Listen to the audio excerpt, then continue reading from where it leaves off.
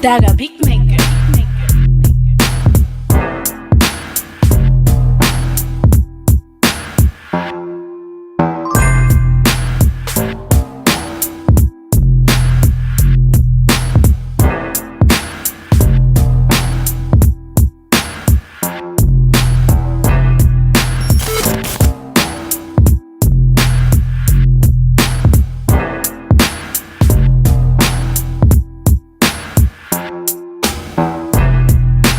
Daga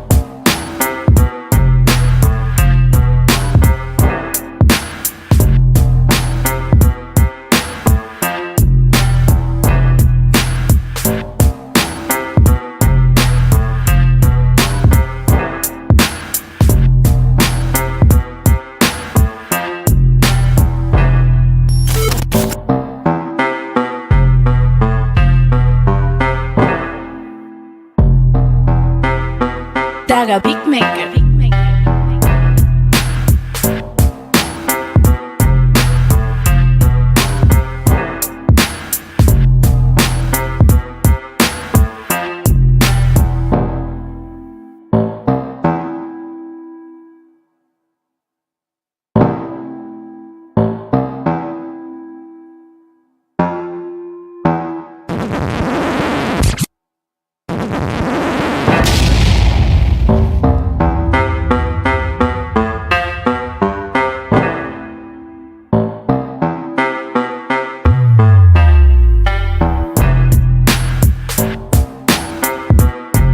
Daga Big Maker.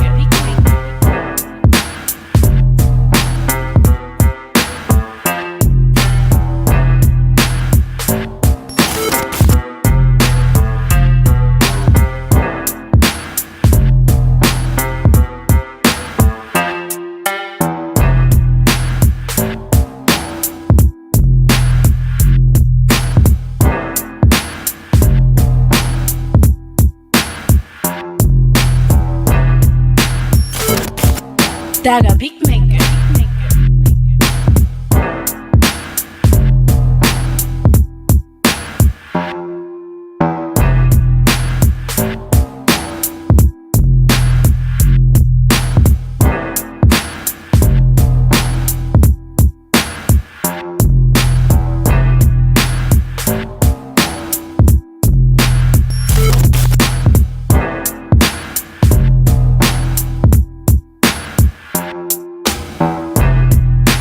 Daga Big Maker.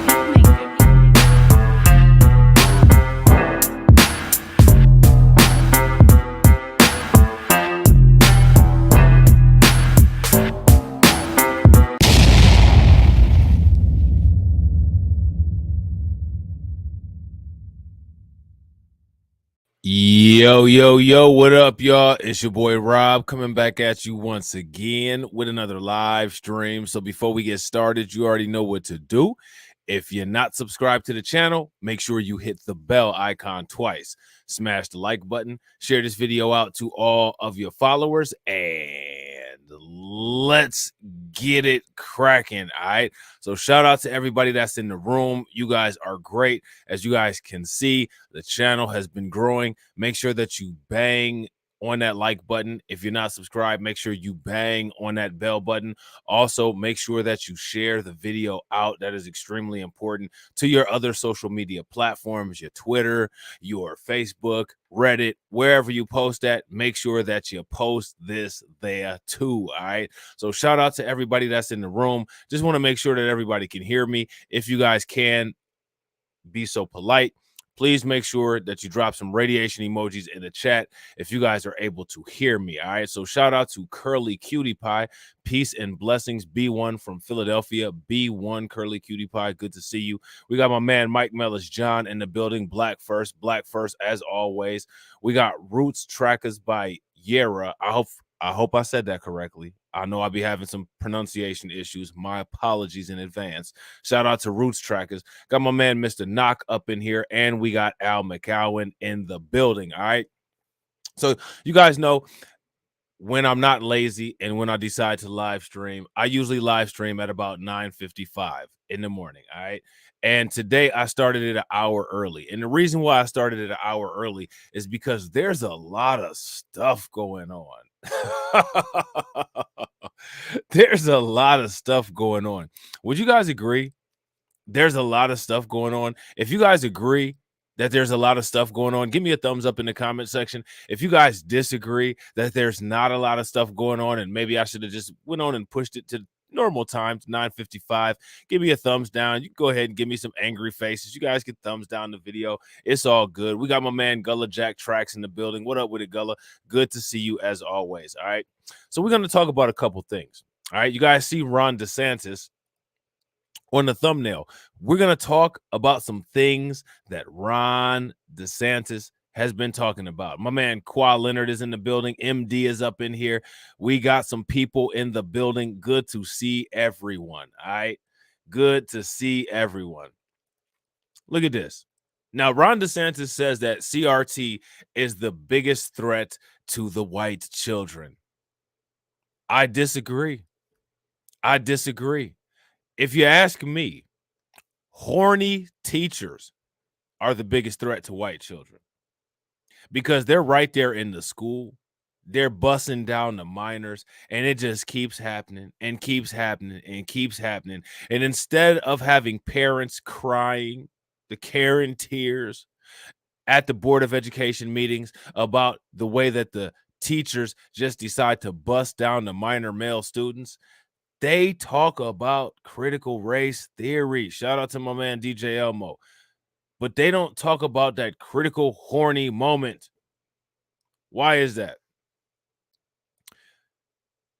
We'll talk about a couple of these. All right. This article here is about a female high school, ironically, woodworking teacher. She was working that wood so good, wound her up in jail. And she was charged with 6 felonies for a quote unquote relationship with a male student. Now, here's my question, right? Have you guys noticed a pattern when it comes to these teachers that be bussing these students down? It's always a white teacher and a white student. Now, if you ask me, I'm sure there's a lot of teacher on student bust downs that happen that aren't reported. And those are the ones when those teachers want to explore. You know what I'm saying? When they want to test out some alternative wood shop. You know what I mean? It seems like it's only ever reported when it's white teachers, white students. Now, if you want to sit here and try to convince me that these teachers ain't busting down the black students as well, you're lying. I completely disagree. I didn't hear about this cannibal that bit into the toddler. That's wild, Roots Tracker. That's crazy. I didn't hear about that. Where did that go down at? Shout out to my man AJ. What up with it, AJ? Shout out to hey, Mr. Knickerbocker. What up with it? Good to see you. So we got a female high school student who was teaching the woodworking class. she was teaching a different woodworking class after class. And she got charged for 6 felonies for this relationship that she was in with the male student. All right. Her name is Lena Stewart, and she is 27-year-old agricultural science and woodworking teacher at Nixa High School in Nixa, Missouri, has been charged for quote unquote carving out an intimate relationship with a 16-year-old male student. Now, wait until we get into the specifics of this story. It's wild. And last time I checked, CRT didn't do this to any minor students. Shout out to my man DJ Elmo. My man DJ Elmo says, Blacklight, did you know the French President Emmanuel Macron's wife is and was a teacher in school? Man, she's probably teaching those kids how to French kiss. You know what I'm saying? Stewart was charged with 6 felonies: sexual contact with a male student, 3 counts, statutory sodomy. Sodomy? Whoa. Was there some pegging going on?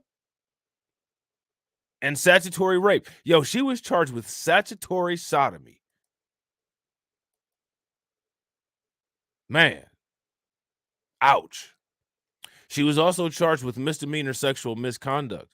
Stewart was arrested on January 22nd and released on January 23rd on a $25,000 bond. Boo.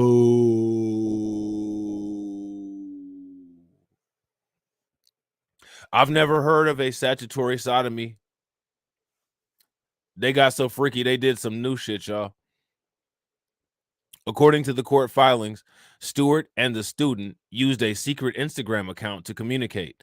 The investigation began December 7th as Stewart was put on leave and was sparked by the student's parents' concerns that he was, quote unquote, spending too much time with Stewart. I mean, why would you not? If your teacher is if your teacher is the one doing extracurricular activities, why would you not? You know what I'm saying? The student was interviewed at the Child Advocacy Center in Springfield and disclosed that in October, he met Stewart several times at a friend's house beyond the city limits. The first time they kissed, he undressed. And the second time, they had sex. Oh, she was teaching how to make these in wood class. You should know that that's a problem right there.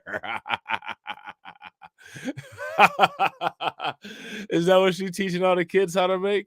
She teaching the kids how to make that little thing right there? Oh, man. She's a freak. The student said he felt pressure to continue the relationship and was worried that if he didn't, it could affect his grade. And the reason is because he had an A this year in Stewart's class. I bet every time he took her, you know what I'm saying, to that wonderful place that people like to go, I bet you she gave him extra credit. You guys think he got some extra credit for putting in work? If y'all think he got some extra credit for putting in work, give me a thumbs up. If you guys don't think that he got any extra credit for putting in work, give me a thumbs down. Oh, yeah, that's what I said in the community post. Hey, Mr. Knickerbocker, she was definitely working that wood. We shouldn't be laughing. But what I'm laughing about is that Ron DeSantis says that CRT is the biggest threat to white kids, making them feel emotionally messed up, and who wants to have them growing up feeling crazy. I mean, I don't know. I think that sexual trauma is probably a little bit more impactful than critical race theory. But hey, according to conservatives, I only got a 68 IQ. So what do I know? You know what I'm saying? Oh no, I'd be making humor regardless. I'd be making humor regardless. And honestly, the reason why I'm making humor is because I don't understand why when people talk about modern women, they don't talk about these modern teachers that like to bust down their students. That's what I don't understand. And the reason why most people wouldn't make jokes if it was a female is because females are valued higher than males in society. When it comes to a man being involved in this, it's, well, why did he say anything? Instead of the fact that this dude was a minor. This shouldn't have been happening at all. In school, teachers are supposed to keep the students safe. But see, we understand here that the world is correct. And we understand that men don't have any value. We understand that males don't have any value. We're expendable. We add nothing to society. And since that's the case, well, you have to laugh in order to keep from crying. You know what I'm saying? So now here it says, we learned today that charges have been filed against Lena Stewart. Now, here's what I'm not comfortable with. Okay. I'm not comfortable with her only having a $25,000 bond and she's getting hit with 6 felonies. Let me ask you guys a question. Have you guys ever seen a situation where somebody is hit with 6 felonies and they only get a $25,000 bond? And I agree, Curly. If you guys have ever seen 6 felonies get hit with a $25,000 bond, including a violation against a minor, give me a thumbs up. If you don't, give me a thumbs down. And the only reason why is because society values men as less value than women. $25,000 for violating a male. But no mentions of misandry here, folks. And at the same time, you know, we're going to sit here and act like this woman's not a thought. She's not only a thought, she's a criminal thought. But you got to be careful how you talk about these stories. If I don't talk about this story and make humor about the male, then I guess I'm being a misogynist. And you know, there's nothing that comes with a higher criminal penalty than misogyny these days, right? Right. So now here it says, according to the court filing, Stewart and the student used a secret Instagram account to communicate. The investigation began December 7th as Stewart was put on leave and was sparked by the student's parents' concerns that he was spending too much time with Stewart. The student was interviewed at the Child Advocacy Center in Springfield and disclosed that in October, he met Stewart several times at a friend's house beyond the city limits. The first time they kissed and he undressed, and the second time they had sex. Now, here's my question. Why didn't she undress? Yeah, where's the Me Too movement and the feminist mafia? Well, the feminist mafia, we'll talk about the feminist mafia.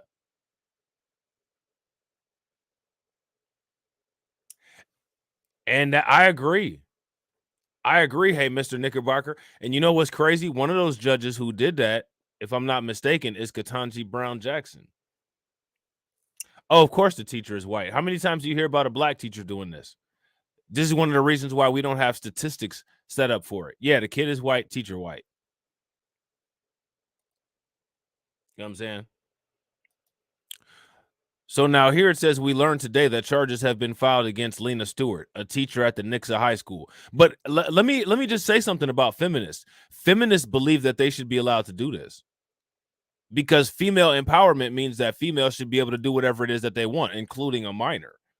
So you're not really going to hear any feminist outrage about this. What you're going to hear is probably a feminist try to twist this narrative and say that the minor boy was the sexual degenerate and that the woman didn't do anything wrong ever, because women are sugar and spice and everything nice and they don't do anything wrong ever. You know what I'm saying? So now here it says, we learned today that charges have been filed against Lena Stewart, a teacher at Nixa High School. A spokesperson for the Nixa Public Schools District said, we take any allegation of inappropriate conduct extremely serious. So when an allegation was made in December, the district followed policy and procedure and then placed Lena Stewart on administrative leave and will continue to follow board policy and procedure when addressing this situation. Okay. The district will be working with the appropriate authorities as they conduct their investigation and will cooperate fully with anything they need. Stewart was also a school teacher, a school leader for Future Farmers of America, a youth organization that was brought back to Nixa School in 2021. If convicted of the most serious charges, she could face up to 7 years in prison. So that's her right there. And if you guys are familiar with my community post, I posted her picture on the community post. Oh, it's all good. Hey, Mr. Knickerbocker, you know everybody's allowed to ask questions. You know what I'm saying? I agree, Curly. She need to go straight to Gen Pop. She'll be messing around with a guard sooner or later, and you know what I'm saying? She'll get a nice, cozy place. Shout out to my man James Hudson. What up with it, bro? Good to see you. So that's the end of that. All right. But remember, though, when it comes to what's affecting these kids, it's critical race theory and learning about Black history. That is the biggest threat. That is what Ron DeSantis wants to protect those kids from. But what he doesn't want to protect them from is the female teachers. Female teachers like this. School district teacher charged with sexual assault with a minor, leaving her behind bars tonight. Thank you for joining us tonight at 10 o'clock, everyone. I'm Bob Clausen. And I'm Laura 16. Monteverde. Meredith Hill, who goes by Lindsay, sits in the Polk County Detention Center where she awaits her bond hearing on Friday. Gary Burton Jr. joining us now live from Pottsville with more on this. You're at the high school there where he'll taught, and there was also a district meeting tonight, not specifically about this, but this was brought up somewhat.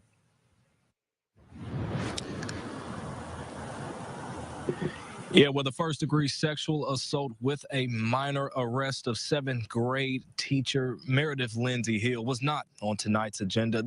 Now, let me ask you guys a question. Do these kind of crimes constitute as white-on-white crime?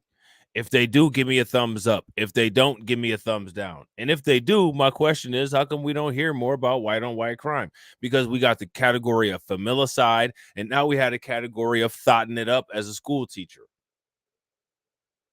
But we just don't hear about it when it comes to Black people. When it comes to us, we're the only ones that are pathologically criminals. This meeting was about millage extensions, but I was able to speak with parents as they were headed inside about the arrest, and they just say that they can't believe that this happened. Lindsay Hill, a Pottsville seventh grade science teacher and head varsity tennis and softball coach, sits inside a jail cell after being charged with sexual assault with a minor. This is lasting damage for that student, whether he knows it yet or not. This is a bad situation for our kids, the families of the school district. These parents are at Pottsville Junior High for a district meeting to discuss millage extensions, and there, a clear message was made by Superintendent Larry Duggar. Shout out to my man, Kid Gravity Beyond. If you guys ain't subscribed to Kid Gravity's channel, make sure y'all subscribe. B1 Night Rider checking in. Who's bringing the golden raisin coleslaw? Man, barf. Yeah, facts, James Hudson. Ron DeSantis made the statement of monkeying things up when he ran against Andrew Gillum for governor. He's definitely a racist. Super facts. If you guys agree that Ron DeSantis isn't a doso, give me a thumbs up. If you guys disagree, give me a thumbs down. Solely about the village extension. We will not discuss, not answer any questions about anything that's going on personnel in our district. Superintendent Duggar says Pottsville School District will do the right thing involving Meredith Lindsay Hill. Some parents say the district dropped the ball. There's been accusations going around for over a year that my child is aware of, and nobody's done anything. And if the administration knew something. So if there's accusations going around for over a year, what did you do about it, lady? And there's been accusations going around for over a year, and from what I understand, nobody's done anything. What did you do about it? What did you do about it? Nothing. You ain't do a damn thing either. About this before and didn't do anything, then I think that there should be some firings going on here. According to reports, in 2022, there were nearly 300. Now, you know, if the parents is talking like that, did you hear how that guy just sounded? If the parents are talking like that, there's no Black people probably for like at the least 15 miles. No Black people around there. Might be like one or two here or there. You know what I'm saying? But I mean, aside from that, it's not a lot of Black people going on here. But this is the kind of stuff that goes undiscussed. And my question for everybody that's watching here is, why does this stuff go undiscussed? What if one of your children went to this school district? I'd be more concerned about teachers giving lap dances, you know what I'm saying, than I would be about critical race theory if I was one of the people from this community. But I'm not one of the people from this community. So I'm not the person that can dictate their priorities. But it's just from an observational standpoint. Troglodyte on troglodyte crime is something else. Big facts, DJ Elmo. Real quick, ladies and gentlemen, if you guys haven't smashed that like button, please make sure you guys smash that like button. Also, if you guys have not hit the bell and subscribed, take a moment. Make sure you guys hit the bell and subscribe. And also, share the video out to your other social media. 150 public educators arrested on child sex-related crimes in the U.S. Did y'all hear that they do statistic? background checks on these people. Man, when people talk about 13% of the population committing 55% of the crime, they sure as hell don't talk about this. Why don't they talk about this? There were nearly 350 public educators arrested on child sex-related crimes in the U.S. Should we take a statistical breakdown of that? What do you guys think the statistical breakdown of that particular stat that was just read off looks like? What does it look like? I know that they do background checks on these people, but maybe it's time for some psychological evaluations to go along with that. We need to see what's causing this. Multiple agencies are investigating Hill, including the Arkansas Crimes Against Women and Children Division, who notified Pottsville police on Friday, January 13th.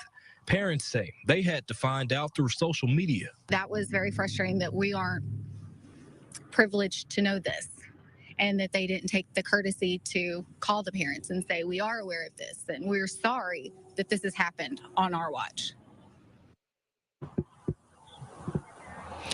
And Hill will have her bond hearing on Friday, January 20th via Zoom. Live in Pottsville, I'm Gary Burton Jr., KRK4 News. Live from Pottsville, I'm Gary Burton Jr., KRK4 News.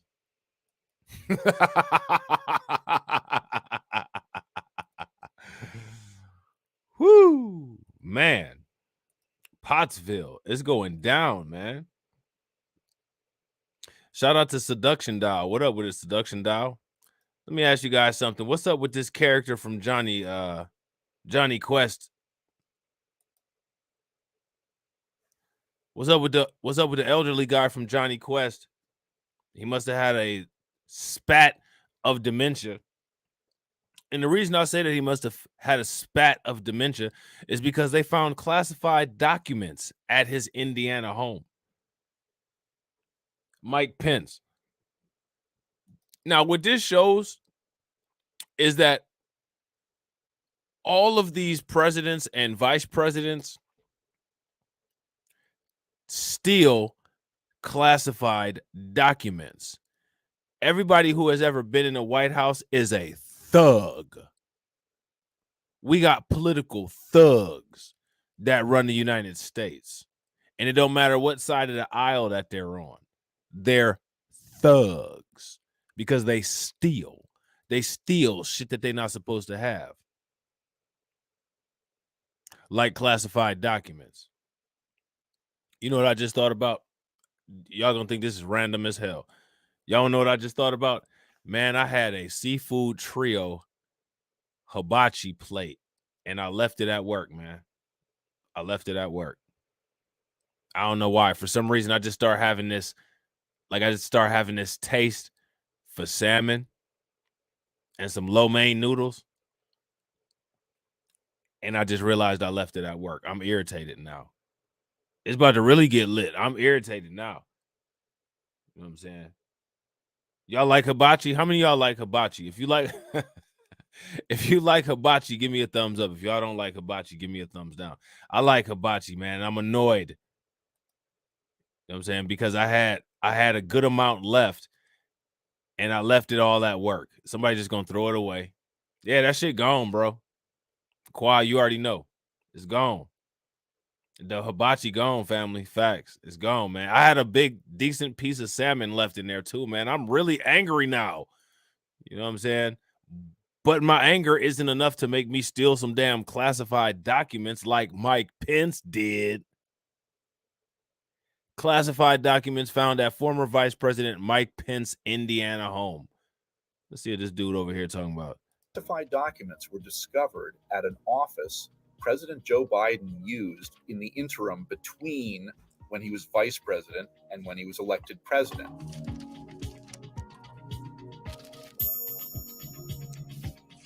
This discovery echoes the findings of more than 100 classified documents seized at Mar-a-Lago, but there are key differences between those two cases. In the Biden case, there were what the White House described as a small number of classified documents in a locked closet at the Penn Biden Center. They were immediately turned over the next day to the National Archives. In Trump's case, though, the National Archives had sought the return of more than 11,000 documents for as long as he had left the administration in January of 2021.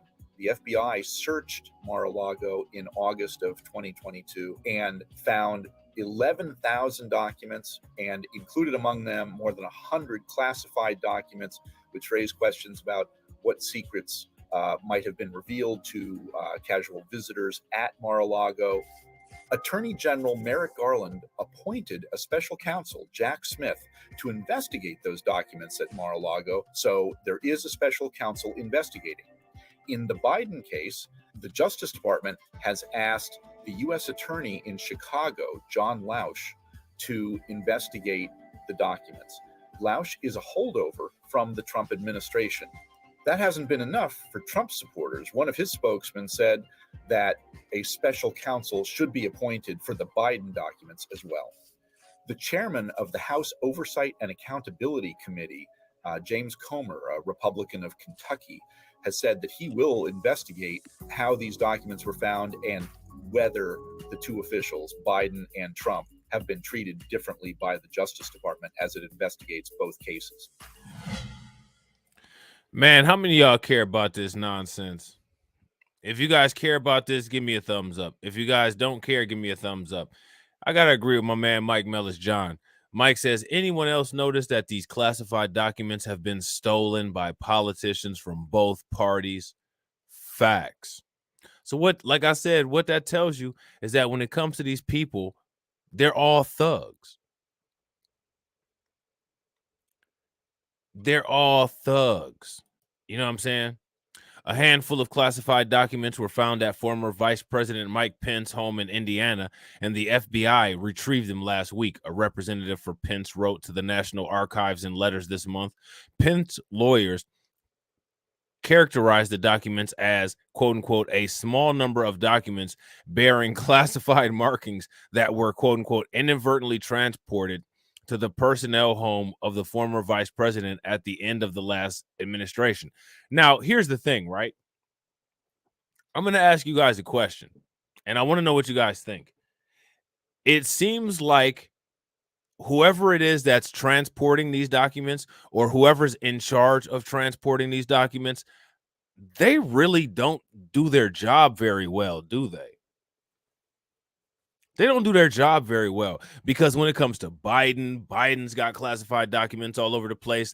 Trump's got a heap of classified documents in Mar-a-Lago. Now we see that Pence got some. It seems like every 5 seconds we got some classified documents all over the place that we're not supposed to be having. Like, why is that? Shout out to Black Manta. What's good with it, bro? Yeah, and please make sure you guys hit that like button. What's up with all these classified documents all over the place? So now here it says, he said that they were found January 16th and placed in a secure safe until they could be returned to proper authorities. This is the latest in a series of discoveries involving classified documents, a widening issue that underscores what security analysts have told USA Today is that the U.S. system of safeguarding classified presidential documents is in urgent need of improvement. You think? Especially during the critical period when one administration hands over the White House to another. Last year, classified documents were found at an office and at the Penn Biden Center, and Biden earlier this month voluntarily submitted to an FBI search where agents turned up additional documents. So my thing is, what this says is that these people know where these classified documents are, and they're fully conscious and aware that they're taking these classified documents. Now, here's my question. Why are these presidents taking these classified documents? That's the question. You know what I'm saying? Yeah, facts. Emmanuel Carey says they love using the documents as wallpaper, especially Joe. He's had his for years. They love either using them as wallpaper or they love using them as toilet paper. One of the two. You know what I'm saying? Shout out to my man Keldrick. What up with it, bro? So now here it says the Department of Justice executed a search warrant on President Donald Trump's home last year after a long back and forth over what documents the former president had at his Mar-a-Lago estate. Trump refused to cooperate with the Department of Justice in that case and marked a difference from Pence and Biden. I mean, it didn't really, though. It didn't really. All of these cases are the people who, shout out to my man Jay Bird, all of these people who are taking these documents, allegedly, at least according to the news reports, it's the people who package the documents who are doing it wrong. And shout out to Val. What up with it, Val? Good to see you. So now here it says Attorney General Merrick Garland appointed 2 special prosecutors to oversee the Biden and Trump documents in cases in order to shield his Department of Justice from politics since he reports to the president. All right. Now, this is what Pence said in the past. Last year, Pence repeatedly denied knowledge of any classified documents at his home. In August, when the Associated Press asked Pence if he took any classified documents to his home, he responded, no, not to my knowledge. In November, Pence told ABC News there'd be no reason to have classified documents, particularly if they were in an unprotected area. And guess what? Guess what? What is the situation that we have now? The situation that we have now is that Pence has classified documents. You know what I'm saying? The situation is now Pence has classified documents.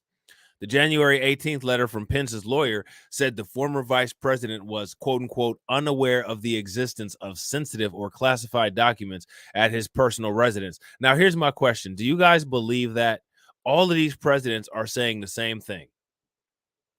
If you guys believe that none of these presidents knew about these classified documents, give me a thumbs up in the chat.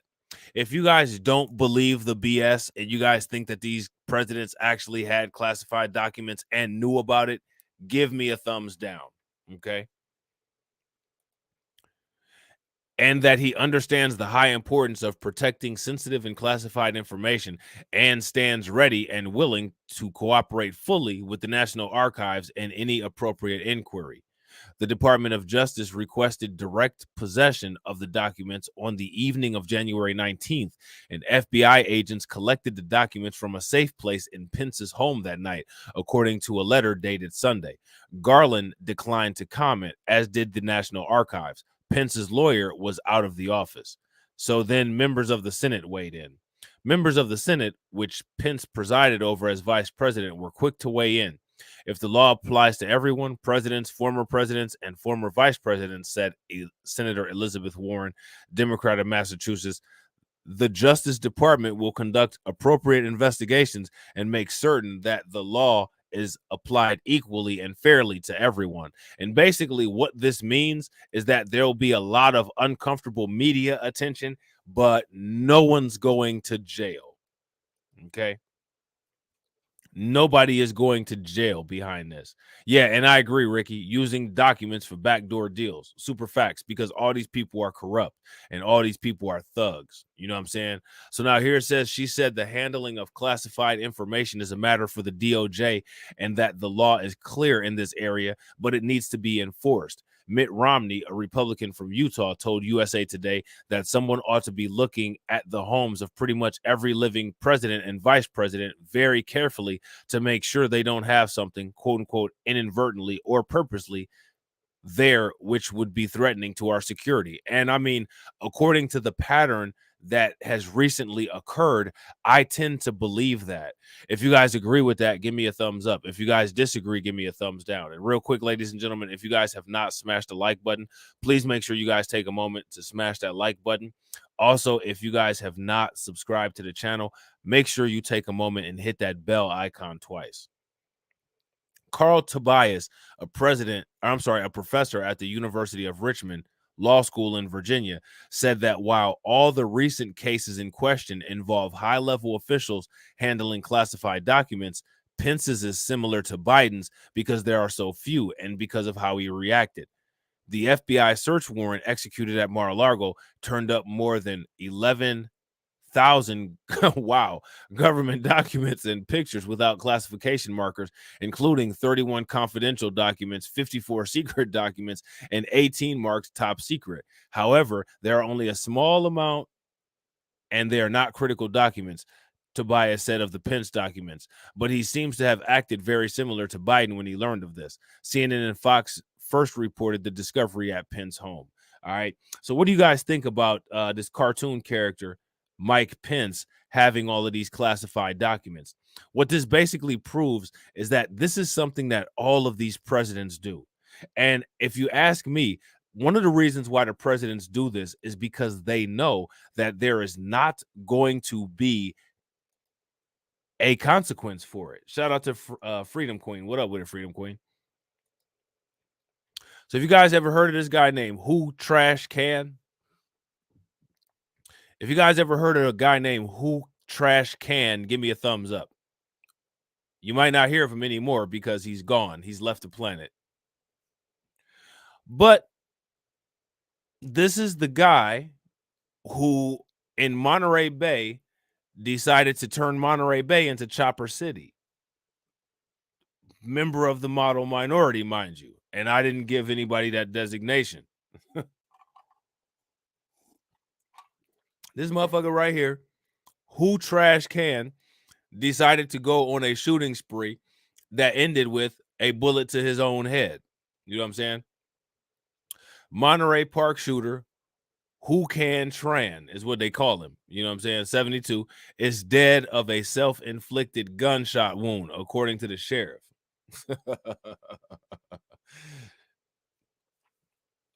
Wow, they going wild out here, man. They going wild out here.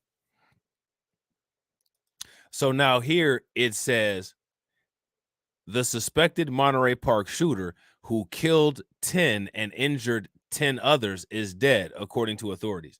The Monterey Park shooting suspect reportedly offed himself afterwards. Now, from what they say this is workplace violence. Now, if you guys pay attention, I want you guys to pay very close attention to the Confederate Christian, all right? First and foremost, 1488 is a anti-black Adolf Hitler dog whistle. And second of all, what I want you guys to do is go to this idiot's page. Somebody take a moment and go check out his page, all right? This guy has an interesting obsession with the movie Roots, and he has a couple videos of the guy on Roots getting whipped, calling himself Toby. And for some reason, he's a really big Trump supporter.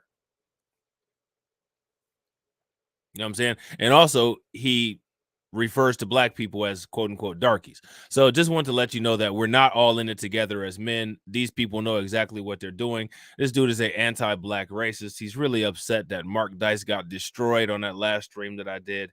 And if anything, I will probably do another stream about Mark Dice, and I might have to do a stream about why Trump was kicking it with Jeffrey Epstein, because that's just weird.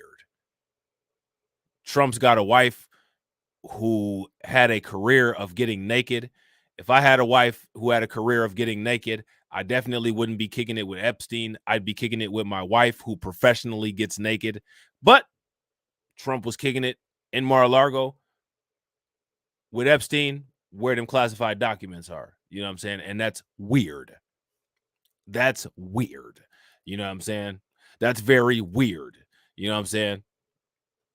So this guy says, nigga, please answer this question for me. When Trump said grab him by the pussy, how old of the women was he talking about? Or when he said grab him by the pussy, was he talking about Ivanka? So if you answer that question for me, I'd appreciate it. All right. The suspected Monterey Park shooter who killed 10 and injured 10 others is dead, according to authorities. The Monterey Park shooting suspect reportedly deleted himself. During a press conference on Sunday night, Los Angeles County Sheriff Robert Luna identified the Monterey Park shooter as 72-year-old Who Trash Can. Okay. Who trash can?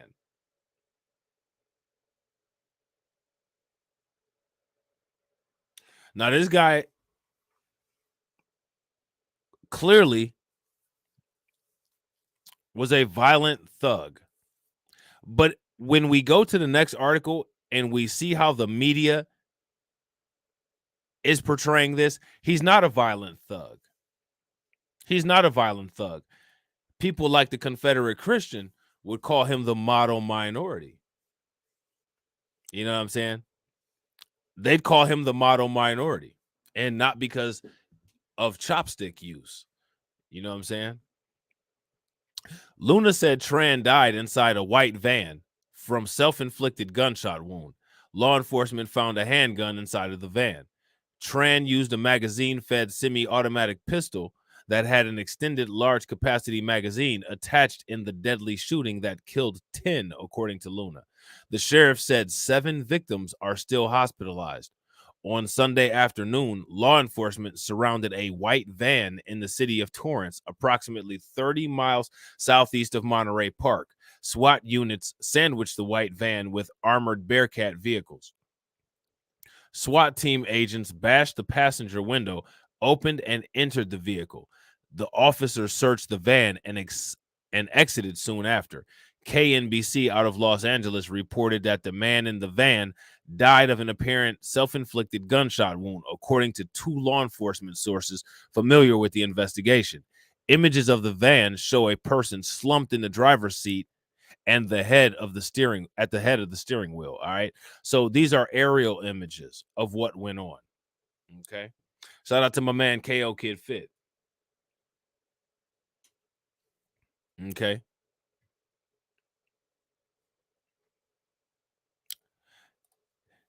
The Confederate Christian feels bad because he claims that people hate white men. Did you know that Obama was a white president, Confederate Christian? Now, if Obama is a white president with a white mom who was born from a white dad, how can he hate white men? I actually saw Obama give Mitch McConnell a peck on the cheek. Now, some of the skin fell off of Mitch McConnell's face and stuck to Obama's lips, but he gave him a peck on the cheek.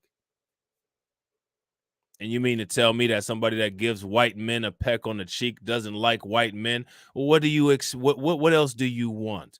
You guys just want everybody to just bend over and bust it open for Disney, don't you?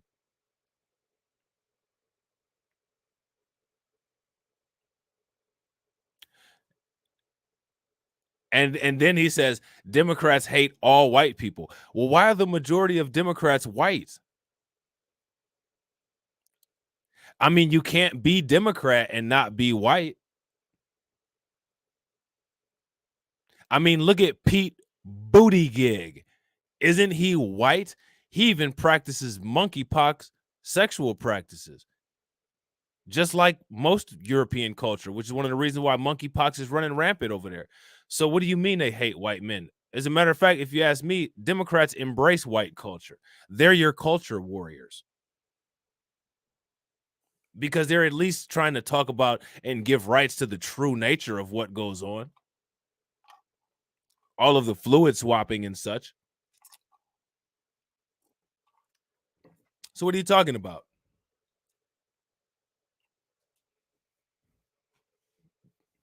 What are you talking about? What are you talking about, huh? I know what brought you in here. The only thing that brought you in here is the watery coleslaw. The watery coleslaw brought you in here.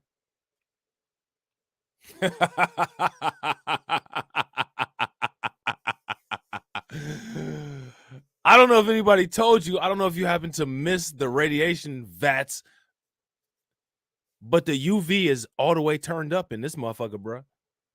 You know what I'm saying? So now here it says, late Saturday night, the gunman shot people at the Star Ballroom Dance Studio in Monterey Park. Then about 30 minutes later, the shooter entered La La Ballroom in nearby Alhambra. He entered with a gun. The patrons at the dance hall wrestled his gun away, and eyewitnesses said the suspect fled in a white van. Well, at least the people defended themselves. You know what I'm saying? Shout out to Lana. What up with it? Yeah, potato salad with raisins, with the golden raisins, like Kid Gravity said. You know what I'm saying?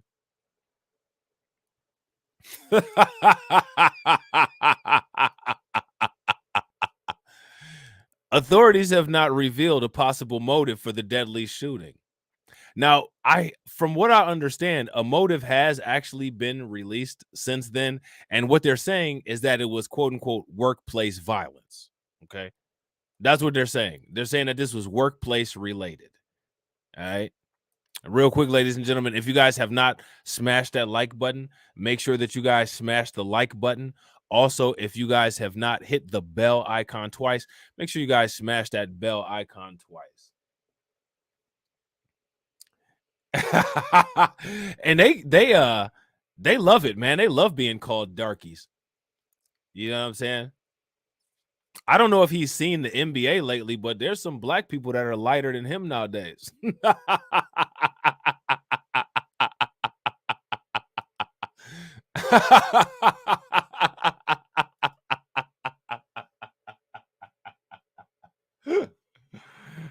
Oh man, that's hilarious. Yeah, we don't support any of that bullshit, and I don't believe in God, Confederate Christian. I think you're an idiot. You're not going to heaven when you die. What happens when you die is that you die. So there's that. You know what I'm saying? No one's saving you. There's no such thing as heaven. There's no afterlife. Your skin color's not getting you into any pearly gates. You know what I'm saying? When you die, you're dead. And that's it. From ashes to ashes, dust to dust. And that's it.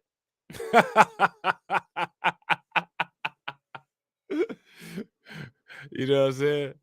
This dude said Jesus is white and not colored. Yeah, you know what the interesting thing about the Bible was? The Bible was actually an ethno book. It was an ethno book for non-white people because Europe isn't mentioned anywhere in the Bible at all.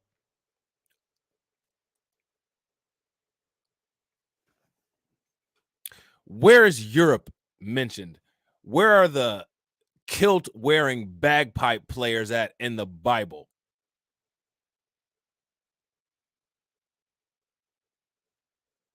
They were busy being the real life Flintstones and putting rocks together, thinking that Stonehenge is an actual monolith. That's what was going on there.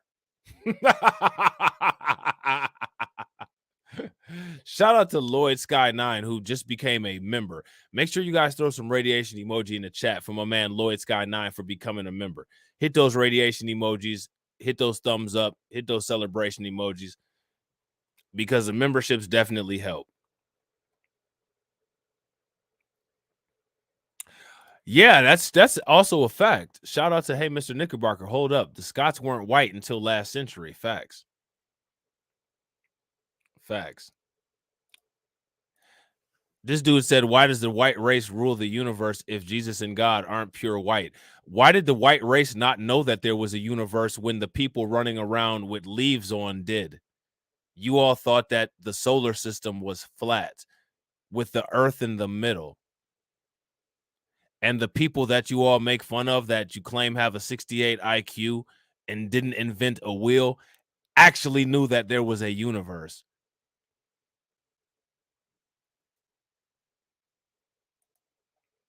So you can explain that one to me.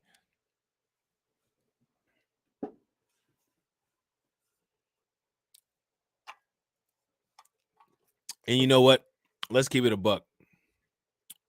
There's no such thing as pure white people anymore. And the reason why there's no such thing as pure white people anymore is because of white male sexual degeneracy. When white men go to other places and see other women other than white women, they just can't keep their dicks out of them. So then you make all these other different races like Arabs, Latinos. So you kind of did that to yourselves. And then now you want separation, which you integrated the entire world on your own. You had your little ethno state where you were swimming around in raw sewage.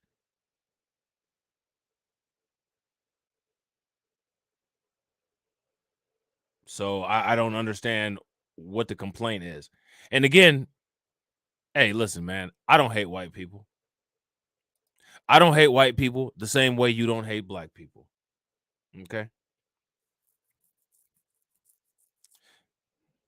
I don't know what kind of TV or what kind of device you watch your YouTube channels on, but last time I checked, all YouTube channels are colored. You know, they're all in 4K or HD. So now here it says the Monterey Park shooting happened on the first day of a 2-day Lunar New Year festival. Police released an image of the suspect on Sunday, but did not reveal the man's name at the time. Now, let me ask this question. Why didn't they reveal this man's name at the time of the shooting?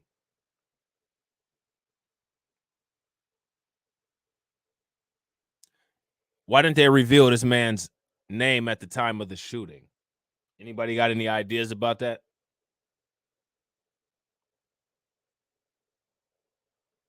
How come they didn't reveal the man's name at the time of the shooting? What do you guys think?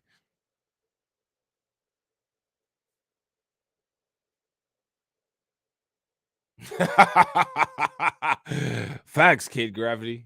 You know what I'm saying?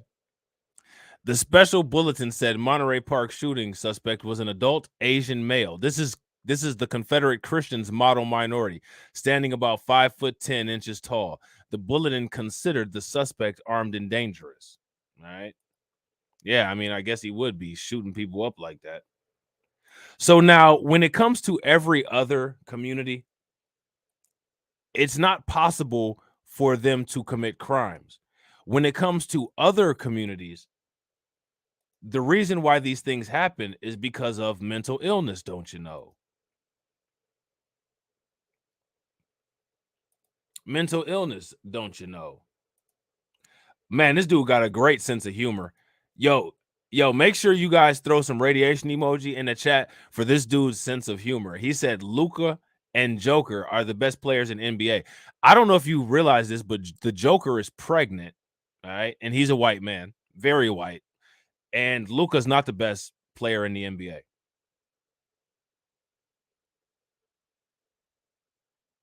Being the best player in the NBA doesn't have anything to do with racial superiority.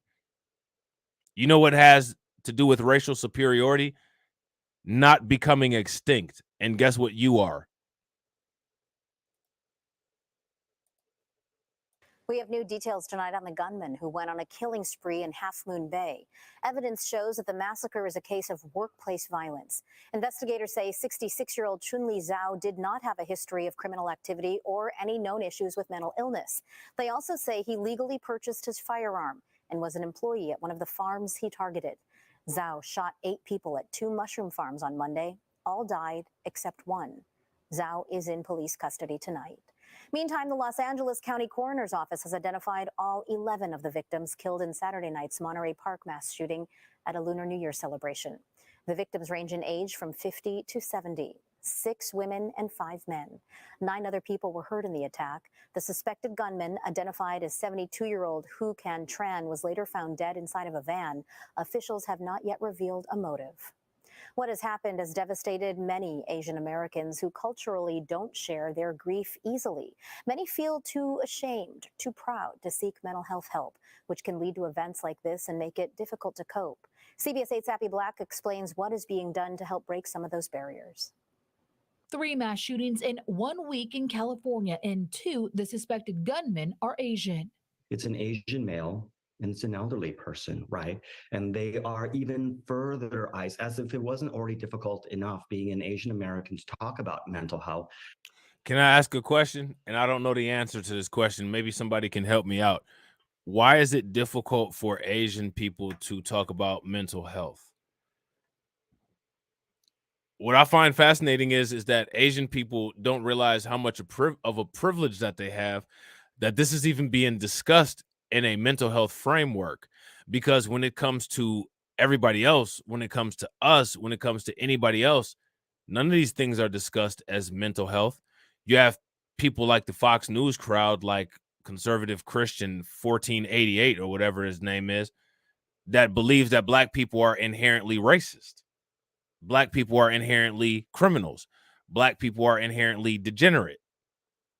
Everybody else gets an out. Oh, well, this happened as a result of mental health. Yeah, I agree, DJ Elmo. If you guys agree with DJ Elmo, give me a thumbs up. Oh, absolutely. I don't know if you guys are subscribed to my Crimecast channel, but we've got plenty of instances of that. And also, if you guys have not subscribed to Tori and Rain's channel, make sure you guys check out Tori and Rain, because Tori and Rain gets these videos up real quick.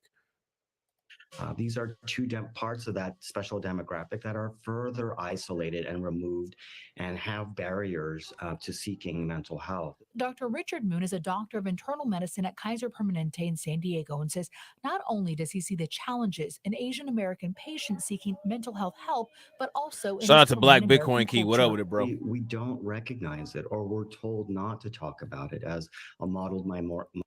Oh, well, if somebody sat there and told you that you were a model minority and you're not, maybe that's why you're not dealing with your mental health issues.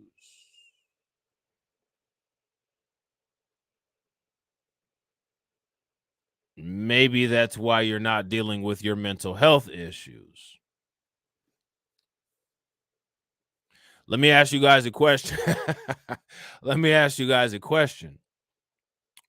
Who sat there and told these people that they were a model minority? How is there a model minority?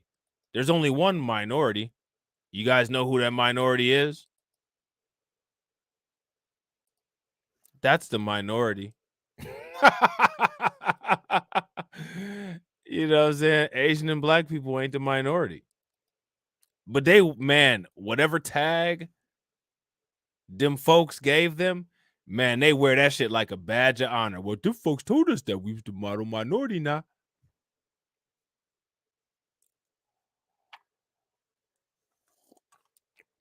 Them folks told us that we was the model minority now, so we got to behave appropriately now. Man, that is pathetic. Pathetic. Pathetic.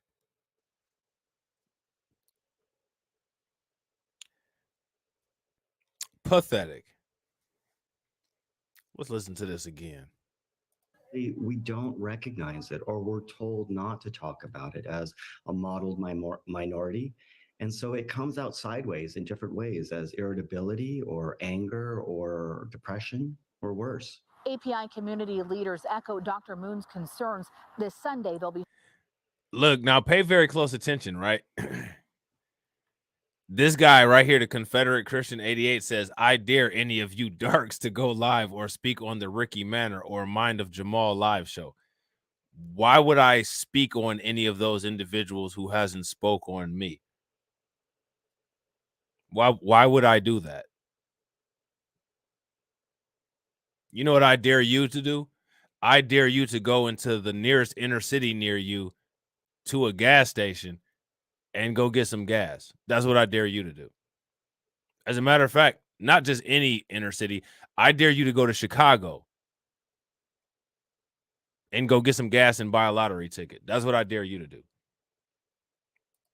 Now, what I find fascinating is that what this dude tried to do is he wants me to talk shit about some black conservatives. But notice how he didn't say, I dare you to talk shit about Ben Shapiro. I dare you to talk shit about Steven Crowder. I dare you to talk shit about Matt Walsh. Do you see what they do? And what's sad is that the black conservatives, they're just like these people here that like this pat on the head of being called a model minority. So they'll lick it all up, man. They'll lick that motherfucking watery ass coleslaw all the way up. They'll swallow every single little raisin that they hit. But notice how he didn't direct me to go live about any of the white conservatives. Notice that. Do you guys notice that? If you guys notice that, give me a thumbs up. If you guys don't notice that, give me a thumbs down. I just want you guys to see what they do. And, you know, the black conservatives are programmed. You know what I mean? Like, they're looking for it. You know, but just pay attention to what they do. Pay attention to the get down. Notice how he wants to preserve his white conservatives, right? Don't go live and have this conversation with Kim Iverson. Don't go live and talk about Steven Crowder. Go talk about these black conservatives. So what this shows is that these are these people's bullet buffer. And they know that they're the bullet buffer. I bet you won't talk shit about Candace Owens. Oh, you mean you don't want me to talk shit about Megyn Kelly? You don't want me to talk shit about Tommy Lauren?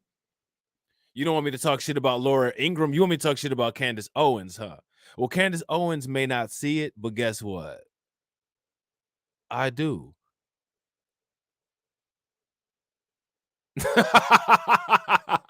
You know what I'm saying?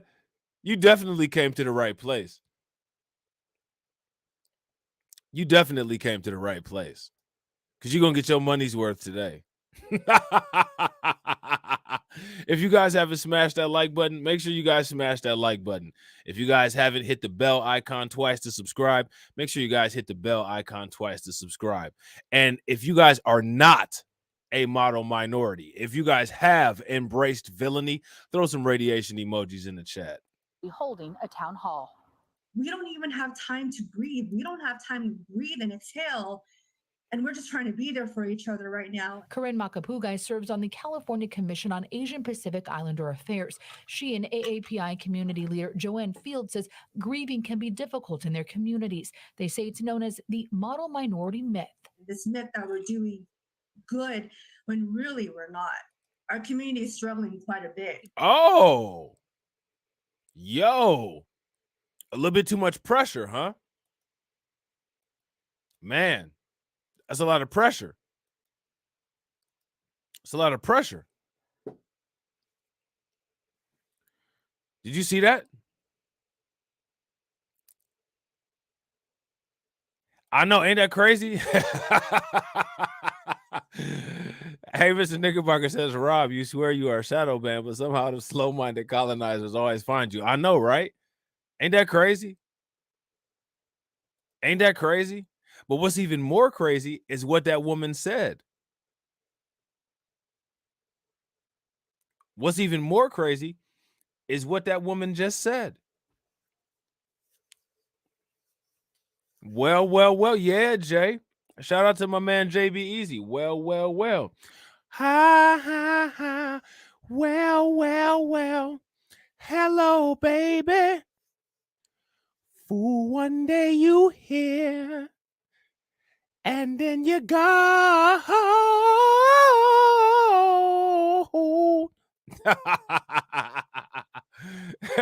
And then the next day you're gone.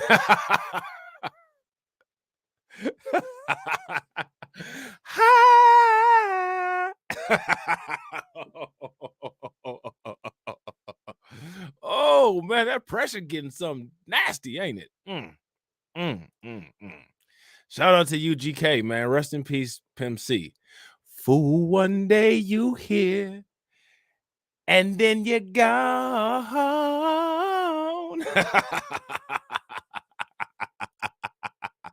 Affairs. She and AAPI community leader Joanne Field says grieving can be difficult in their communities. They say it's known as the model minority myth.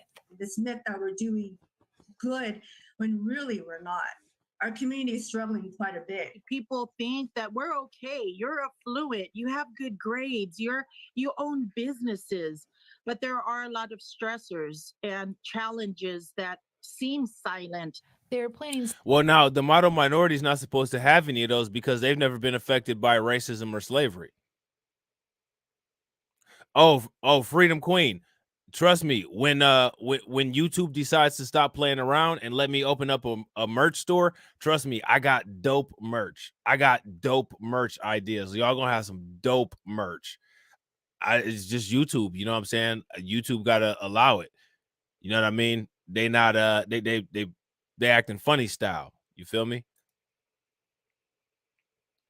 What do you guys think about what this lady is saying? This model minority trope is a little bit too much. It's kind of hard to handle, apparently. It's a lot of pressure. You know what I'm saying? A lot of pressure. And now what they're saying is that it's a little bit too much pressure. Hold on, wait a minute. Now we can't handle this. This is too much for us. But when you're comparing yourself to black people, you use that to your advantage. So you don't get to have that both ways now. You don't get to have that both ways. So how does this work? This happened as a result of mental health, and what should have happened is that these people should have talked to somebody about mental health. Seriously? She should tell us more. Yeah, I agree. She should tell us more. Let's see what else she said.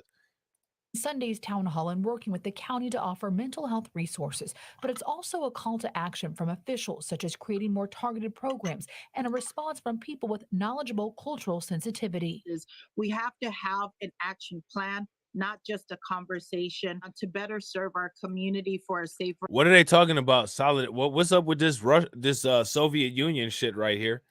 And solidarity with Asian communities fight racism. Now, where's that Confederate dude at in the chat? Because that Confederate dude in the chat, if you listen to people like him, those are the people that call black people communists. But do you see this shit? What is this right here? Last time I checked, that's the same shit that the Soviet Union had on their flag. I've never seen any black people fly that. But this is who people like the Confederate guy want to bring to the United States. A lot of WS marry Asian women. Now, I don't have any issue with all Asian women. I'm not saying that. I'm just saying.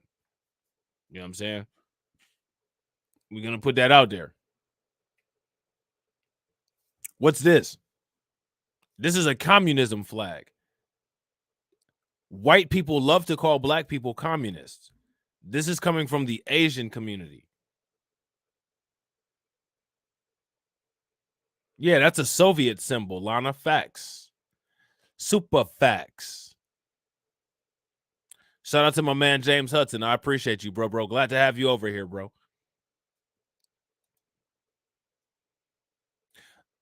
Solidarity with Asian communities fight racism. My question is, how was racism involved in those mass shootings? What racism? Are they trying to say that black people pushed them to the point where they just had to shoot each other up? Seriously?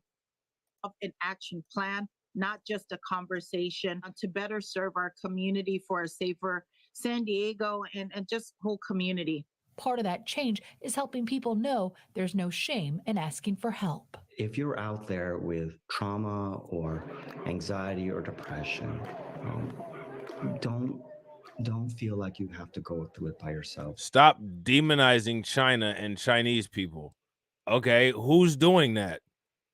That would be conservative media, not black people. Who's demonizing Chinese people?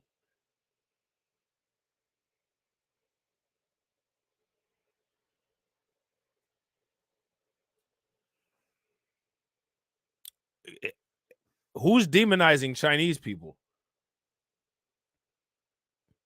Besides people like this guy, who the guy that he voted for decided to, turn America on AAPI people by calling C-19 the China virus.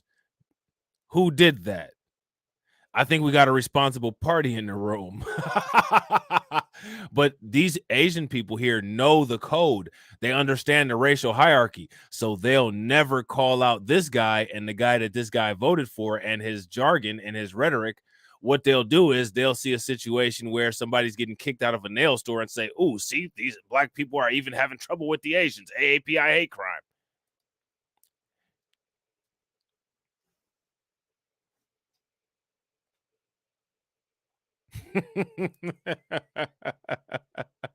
You know what I'm saying? We see you. We see the heaviness and the weight and the burden. You don't have to do this by yourself. So in this little news clip right here, there was no accountability for the crime It was, we have to deal with AAPI mental health issues. Just make sure you guys note that. That's all. You know what I'm saying? There was another shooting, and it involved an AAPI shooter. Oh my God. Oh my God. Oh, I want everybody to type this into the comment section. Oh my God. What's going on in California is just horrendous. I mean, if AAPI lives really mattered.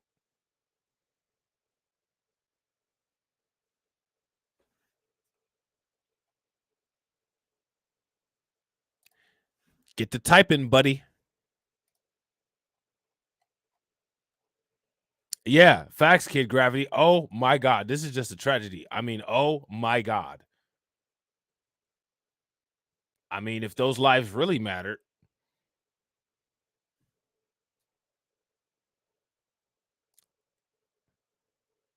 Oh my God. Yeah. Oh my God. This is horrible. This is horrendous. Oh my God.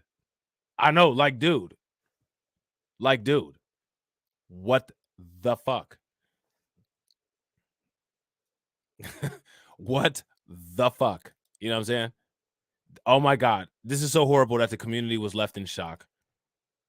There is new reaction tonight from people in Half Moon Bay, shocked by the violence in this tight-knit farming community. City officials say the victims included Chinese and Latino farm workers.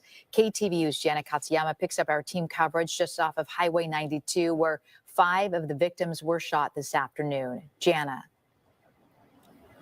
Julie, this all happened right near the Spanish Town shopping area. You can see right now they still have this all blocked off.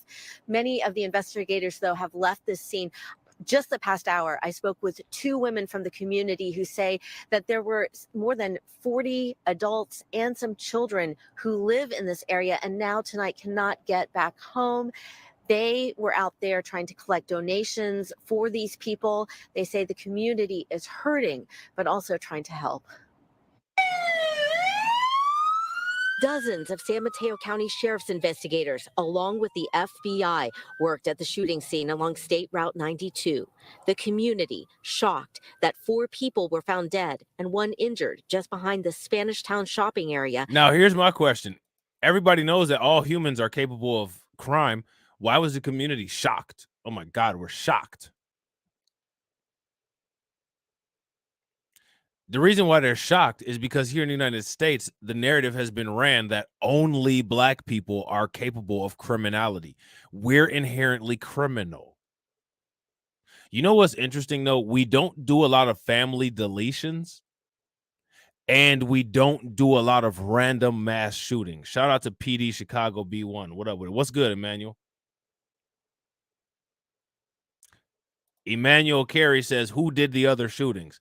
Let me know in the comment section who did the other shootings. Yeah, facts, super facts, JB Easy. What's wrong with these people? Well, you heard that lady in the last video. She said that model minority trope is just it's getting to be a lot. There's a lot of pressure there. You know what I'm saying? It's difficult. At a nursery at 12,700 San Mateo Road near Half Moon Bay. Mortified, scared, and shocked that No, something like this would even I didn't actually hear. happen in a You know what? I didn't hear about one that happened in my state. And you know what's crazy? We got this Confederate fella in here who is bragging about being from Columbus, Ohio. And he didn't even tell us about that. Shame on you, Confederate Christian. I thought Christians were honest, especially the ones with the little white supremacist 88 at the end of their name. I guess white just isn't always right. small community here. A chaplain was called to the crime scene, along with a translator. The vice mayor of Half Moon Bay, Joaquin Jimenez, reached out with a message of support to farm workers he said were impacted by the shooting. Send my condolences to the families that lost a loved one today, and to bring to offer the support to all the families and the farm workers that were affected. As investigators interviewed witnesses and that dude looked like he was part of the Nuri Martinez cartel. Shout out to my man Tarek. What up with it, bro? He looked like he was part of the Nuri Martinez cartel. for evidence. Jimenez says a family reunification center was set up at Half Moon Bay's IDES Community Hall on Main Street. We were there. Shout out to Mimi. What throughout up with the it, Mimi? evening, and there's a lot of crying, sadness, grief. It's heartbreaking. We have been receiving phone calls, text messages from family members wanting to know information, either family members, their relatives are okay. The pain spreading as community members learned another 3 people were shot and killed just 2.5 miles away at another shooting site at Rice Trucking and Soil Farm. Our hearts are broken. We are deeply grateful for law enforcement for their work this evening. But in the end, there are simply too many guns in this country. And he said in the end, there's just too many guns in this country. So pay attention to how he's deflecting away from what's actually going on. He deflected away from what's actually going on to now this is a gun control issue. We're not going to talk about the AAPI on AAPI crime issue that we have going on here, right? What we're going to do is we're going to deflect to the gun control issue. Okay. All right. And real quick, ladies and gentlemen, if you guys haven't smashed that like button, please make sure you guys smash that like button. Take a moment, hit that bell icon if you're not subscribed. Has to be a change. Hoping that this will be an eye-opener, what is going on in our community about gang violence and gun violence. Gang violence. It's tragic. I mean, for the children that have seen this, I mean, the man was captured right across the street. You know what you guys should notice in this whole thing? Community left in shock after Half Moon Bay shooting. Not one black person. So they're not shocked that this happened. They're shocked that in this community where there's a negligible amount of black people, that these people are actually the ones producing the criminality. That's what they're shocked about. From the junior high, devastated that, this is now what more families have to deal with today. And that resident, Kate Shea, her son, Jake Lopez, and Lizette Diaz are all with the community group Alas. They spent the night collecting donations for the families who live at one of the crime scenes and cannot return home. Again, they said some 40 people and children who were impacted. And we learned tonight, Julie, that the group Alas might have one of their members, a relative who might have been impacted by this and might be one of the victims. So really in this small community, it does feel like no one remains untouched by this violence tonight. Yeah, lives ripped apart and changed forever in an instance. Jana, we know 4 people were shot and killed at that one location, a 5th person taken to Stanford Medical Center. Have you heard anything about how that 5th victim is doing tonight?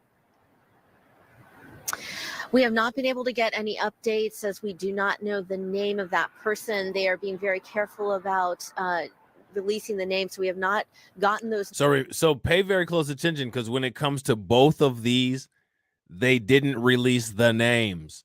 They're not releasing names on this, you guys. Torian says, Rob, did you hear about the string of robberies occurring in San Francisco involving Romanians stealing jewelry from elderly Asian people? If I'm not, I think you actually mentioned that, and I heard it from you, but I didn't hear it from anybody else. I'm gonna have to look into that, but I'm not surprised. I'm not surprised at all. Names yet, but certainly as the night progresses and into the morning among the community members, there's going to be likely a greater understanding of who was impacted directly, and we will be keeping an eye on that. Yeah, I bet you will. I bet you will. So now this is in Half Moon Bay, California.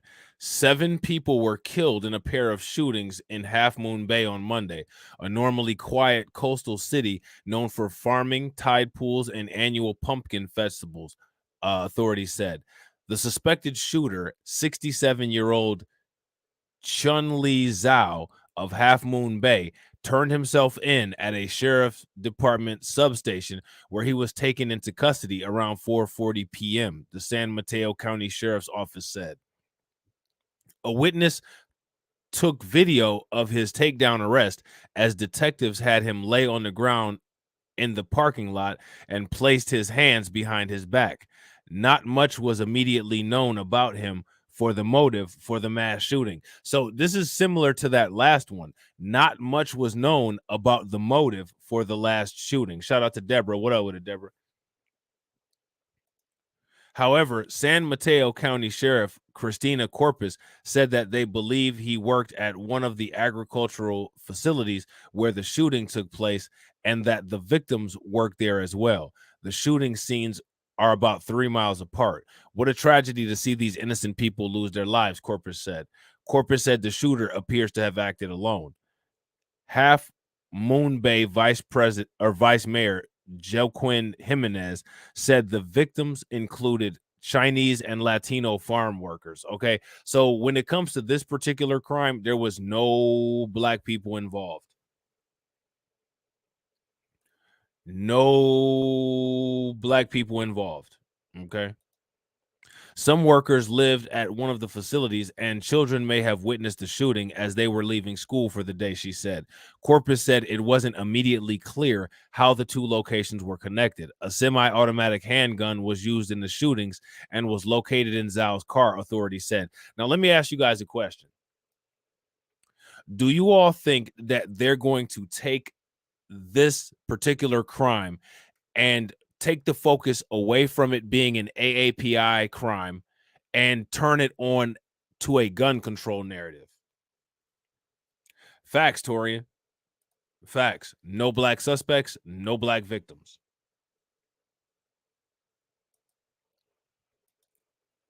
One of the crime scenes was located at a mushroom farm in the 12700 block of San Mateo Road near the Spanish Town shops, where San Mateo County sheriffs responded around 2:20 p.m.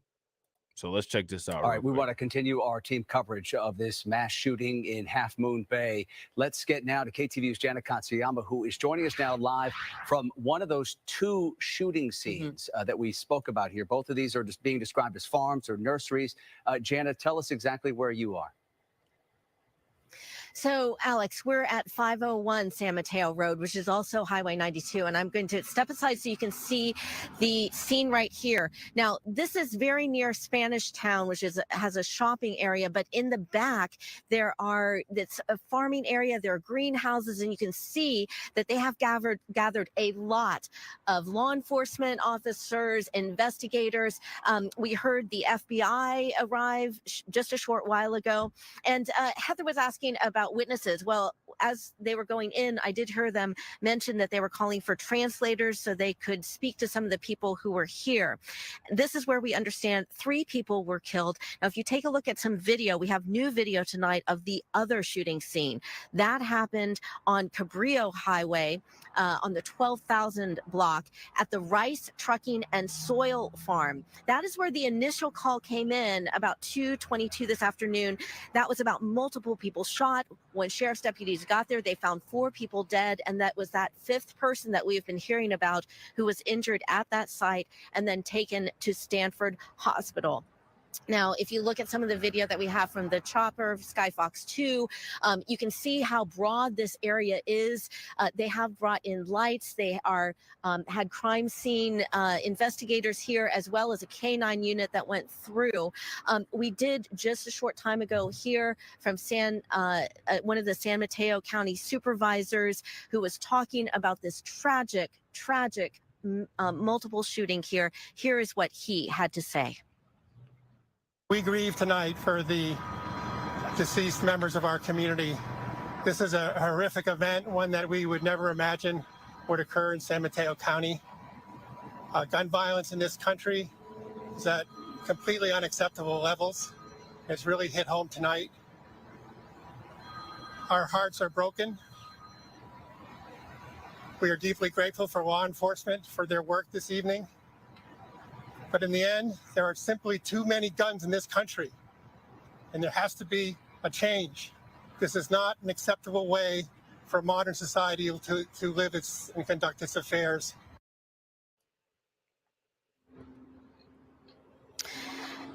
And right there, you heard from San Mateo County. So now what I want you guys to pay very close attention to is I want you guys to pay attention to this. Do you guys recall the troll who was in here that surrendered so easily? Now, the troll that was in here, notice how that troll didn't mention at all about the fact that when it comes to this particular situation, they're trying to take our guns. You notice that? And they've mentioned the gun control issue twice. So if that doesn't reveal the fake, flake phoniness of these people and they're all together as one BS, I don't know what does. And that's one of the reasons why I let trolls stick around in here. That's one of the reasons why I let trolls stick around in here. And as you can see, he's still deflecting. Now, the thing that's fascinating about that particular statistic is that more whites kill black people per year than black people kill white people. And that's an FBI statistic. White people are the highest perpetrator of hate crimes in the United States of America against all groups, but in largest amount against blacks. Maybe it would make you feel better if that changed, and maybe we started leading different crime statistic categories. Would you feel better if we started leading the hate crime statistics against whites? Would that make you feel better? Would your YouTube videos be more validated?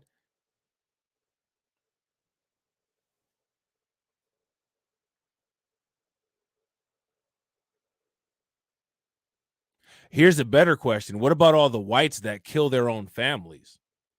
Let's talk about that, especially seeing how you're an endangered species.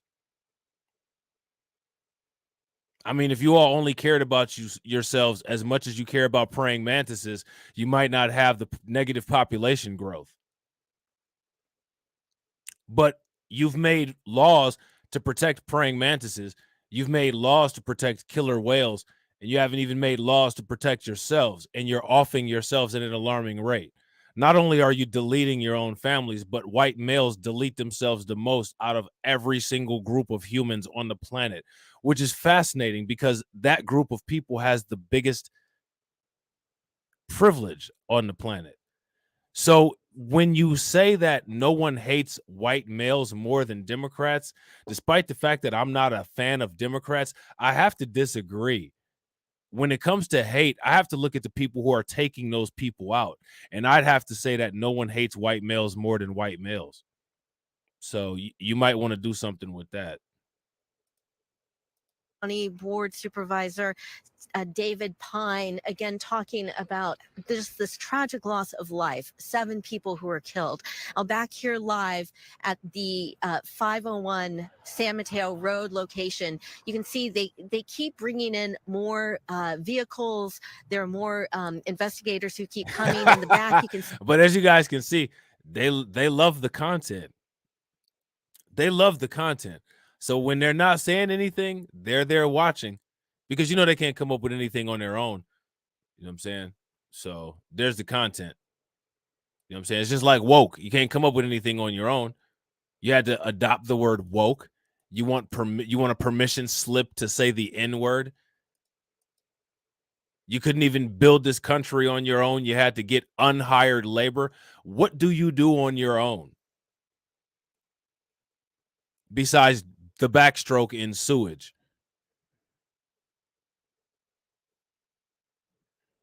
Seriously. I mean, I'm serious. I'm asking this question.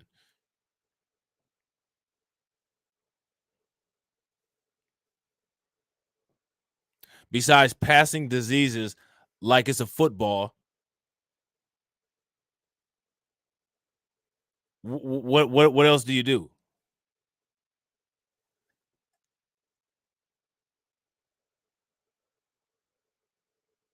Like it's amazing. It's amazing. You know what? Even speaking of, it's amazing. Jesse Lee Peterson is live right now, but you're here. The world is correct. see there are some vehicles that are coming down a road which goes back to the area that has the greenhouses, and we understand that there were a number of people who were back there. We also saw some people. And this is what's funny. This is even more projection. This guy says there's no bigger racist than the 80-year-old colored man. He's always hated white Christian men, especially in the South. He wouldn't be there if it wasn't for white Christian men. Now, would he? Wouldn't be a problem now, would he? Would he? He wouldn't be your problem, would he? You people tend to make a bunch of problems on your own, and then you get mad at everybody else because nobody else is running to put any of your dirt in a dustpan. Every problem that exists for your group of people is a problem that you created that no one gives a shit about, except for possibly Ron DeSantis. And even he doesn't even give a shit about it. He just wants to get paid. Oh, they love Rob. You know what I'm saying? That's why instead of watching Jesse Lee Peterson, he's watching me. Being allowed to leave about an hour ago. They did not say anything. They didn't want to talk. I asked them if they had any comments, but there was, I think a lot. And you're gonna want to wait. Don't go anywhere yet.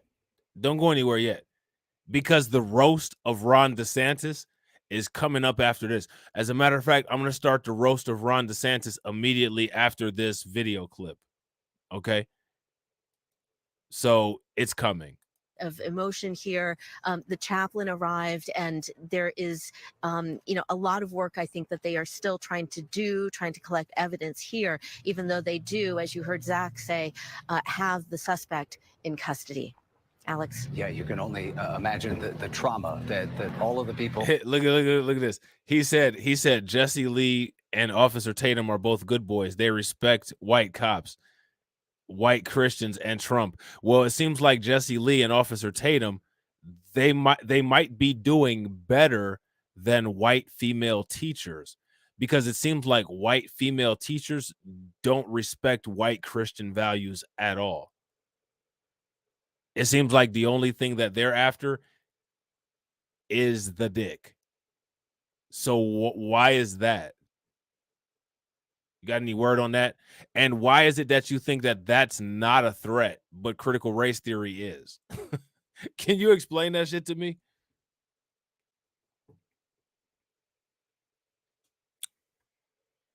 At any moment now, you can explain that to me. I'm waiting to hear. At that business and the other business went through this afternoon, and what they will experience in the days to come here. Jana, obviously we are still all working to kind of piece together what your location, the farm or the nursery where you are, and the other location where the other shootings happened. Well, Alex, I think that's really what they are trying to figure out, and also having the extra resources, not just of San Mateo County Sheriff, but the FBI coming in to try and piece that together. These are very close. If you look on a map, we're only about 7 minutes away from that other location on Cabrillo Highway. So it wasn't a very large distance. This is an area which many people, who've been here know there are farms all throughout this area. So I think that is the key question that they're trying to get to tonight here. Yeah, and Jana, you mentioned people leaving the scene. I'm just wondering if you get a sense that there were several people who witnessed this, or if this was perhaps an off time there at the nursery, and there weren't as many people as there were. Now, let me ask you guys something. If the people in this community had the opportunity to blame this shooting on black people, do you guys think that they would have? If you guys think that they would have, give me a thumbs up. If you guys don't think that they would have, give me a thumbs down. If you ask me, I think these people would have absolutely taken every opportunity possible. If they were able to blame a black person in proximity of this, I think that they would have, even knowing who did it. You know what I'm saying? Shout out to Vega. What up with it, Vega? Would be earlier in the day. Well, it's a little difficult for us to get back there because it is back down a road just behind me where you see all the lights. So that is where we understand there is more of the area where the farm is. We saw probably 4 or 5 people who left. They didn't want to speak. We do know that they called translators here. So that leads me to believe that there are other people here that they are keeping here to talk to about what happened. And then certainly, as indicated with the chaplain arriving, there's a lot of emotion, a lot of grief, and this is such a small community. Some of the people that I talked to who weren't actually at the site but nearby, said that they're very worried and they're very concerned about who those victims might have been. Yeah, and I asked. So this dude right here says race mixing is wrong. My pastor Michael Hargard and Pastor Jason Cooley, OPBC, have videos showing the Bible say whites and the colors should not mix. Well, here's my question. Why did you guys do that then? Why did you rape so many slaves? Why do you guys rape people everywhere you go? Men and women. Why do you do that then, if that's what you feel?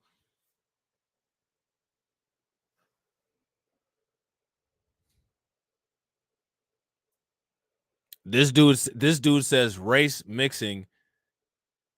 This dude says race mixing is something that shouldn't be done, but his lineage is responsible for most of the light-skinned black people in the United States and in the Caribbean.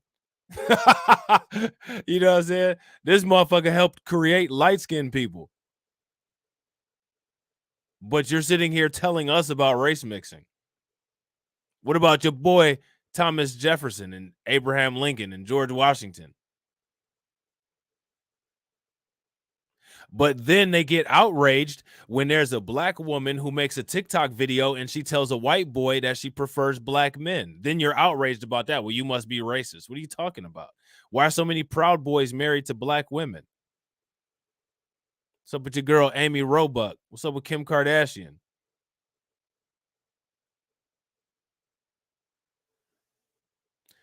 I think that is something that's reserved to you little incels who can't get any of your own.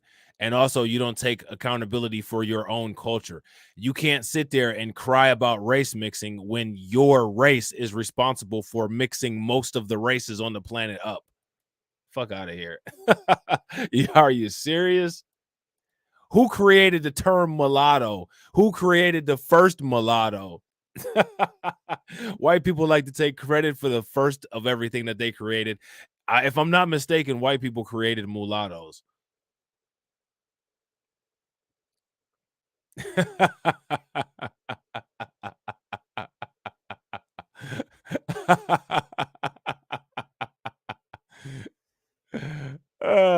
You know what's crazy? He's not delusional. This is your next door neighbor, Lloyd. This is your coworker. This is the people at work. This is the people next to you in traffic. This is it.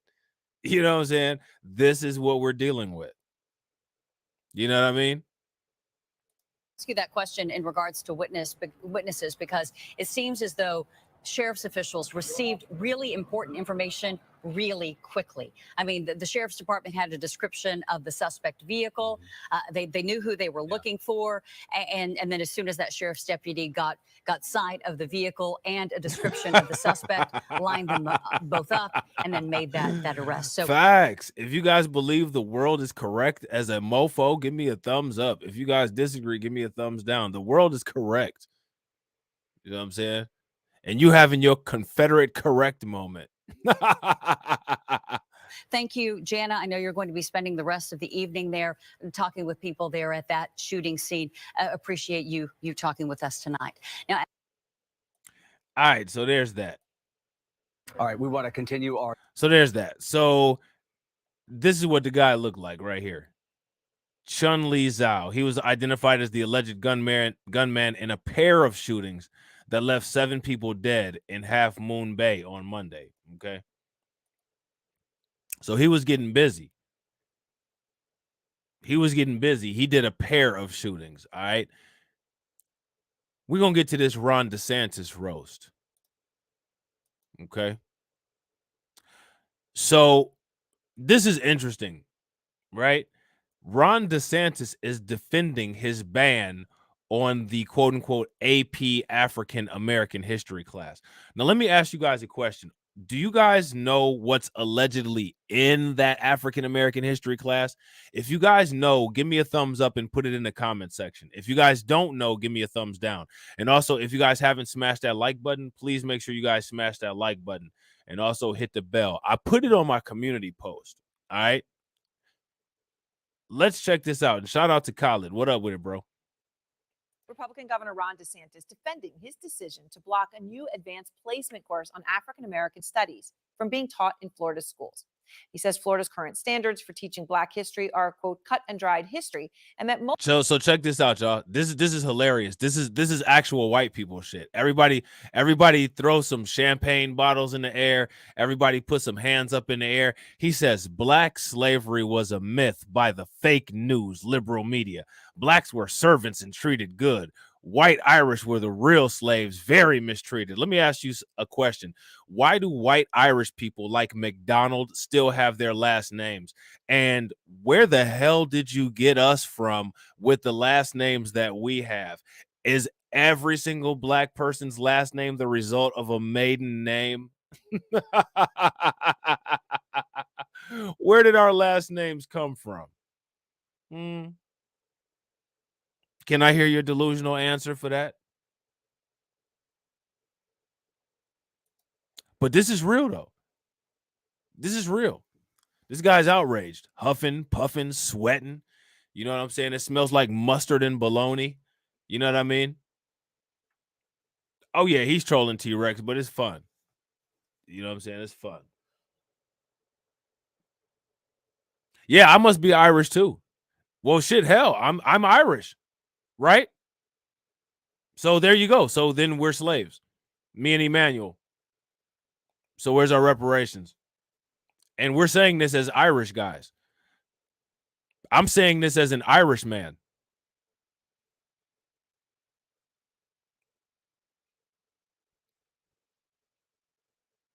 I'm saying this as an Irish man. Because my last name is Irish.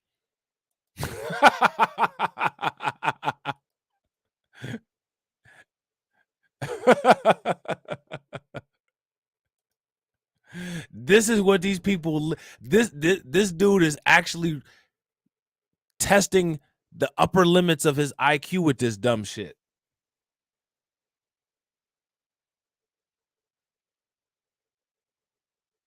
He's actually testing the upper limits of his IQ with this.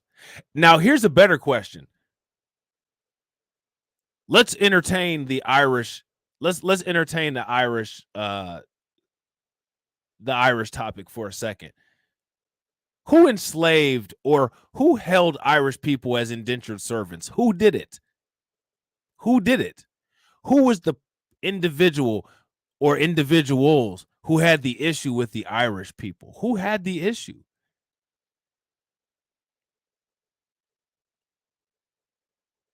Let me guess.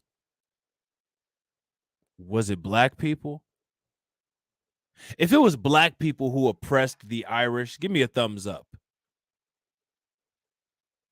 If the Irish were oppressed by their neighbors in the UK, give me a radiation emoji. multiple lessons in that particular course go too far. Here he is. We want education, not indoctrination. This course on Black history, what's one of the lessons about? Queer theory. Now, who would say that an important part of Black history is queer theory? I don't know. Probably the same type of person who would try to restrict being taught about Frederick Douglass and Martin Luther King. Ron the scammer. So now here goes Ron DeSantis with this conservative boohooing and nonsense that these fucking people do. See, Black people, this is what they did, Black people. See, I'm just trying to help you, Black people.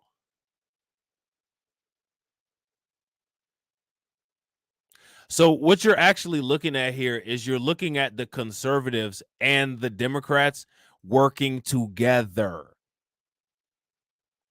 Because it was Democrats who put this queer theory and LGBTQ nonsense into Black studies to begin with.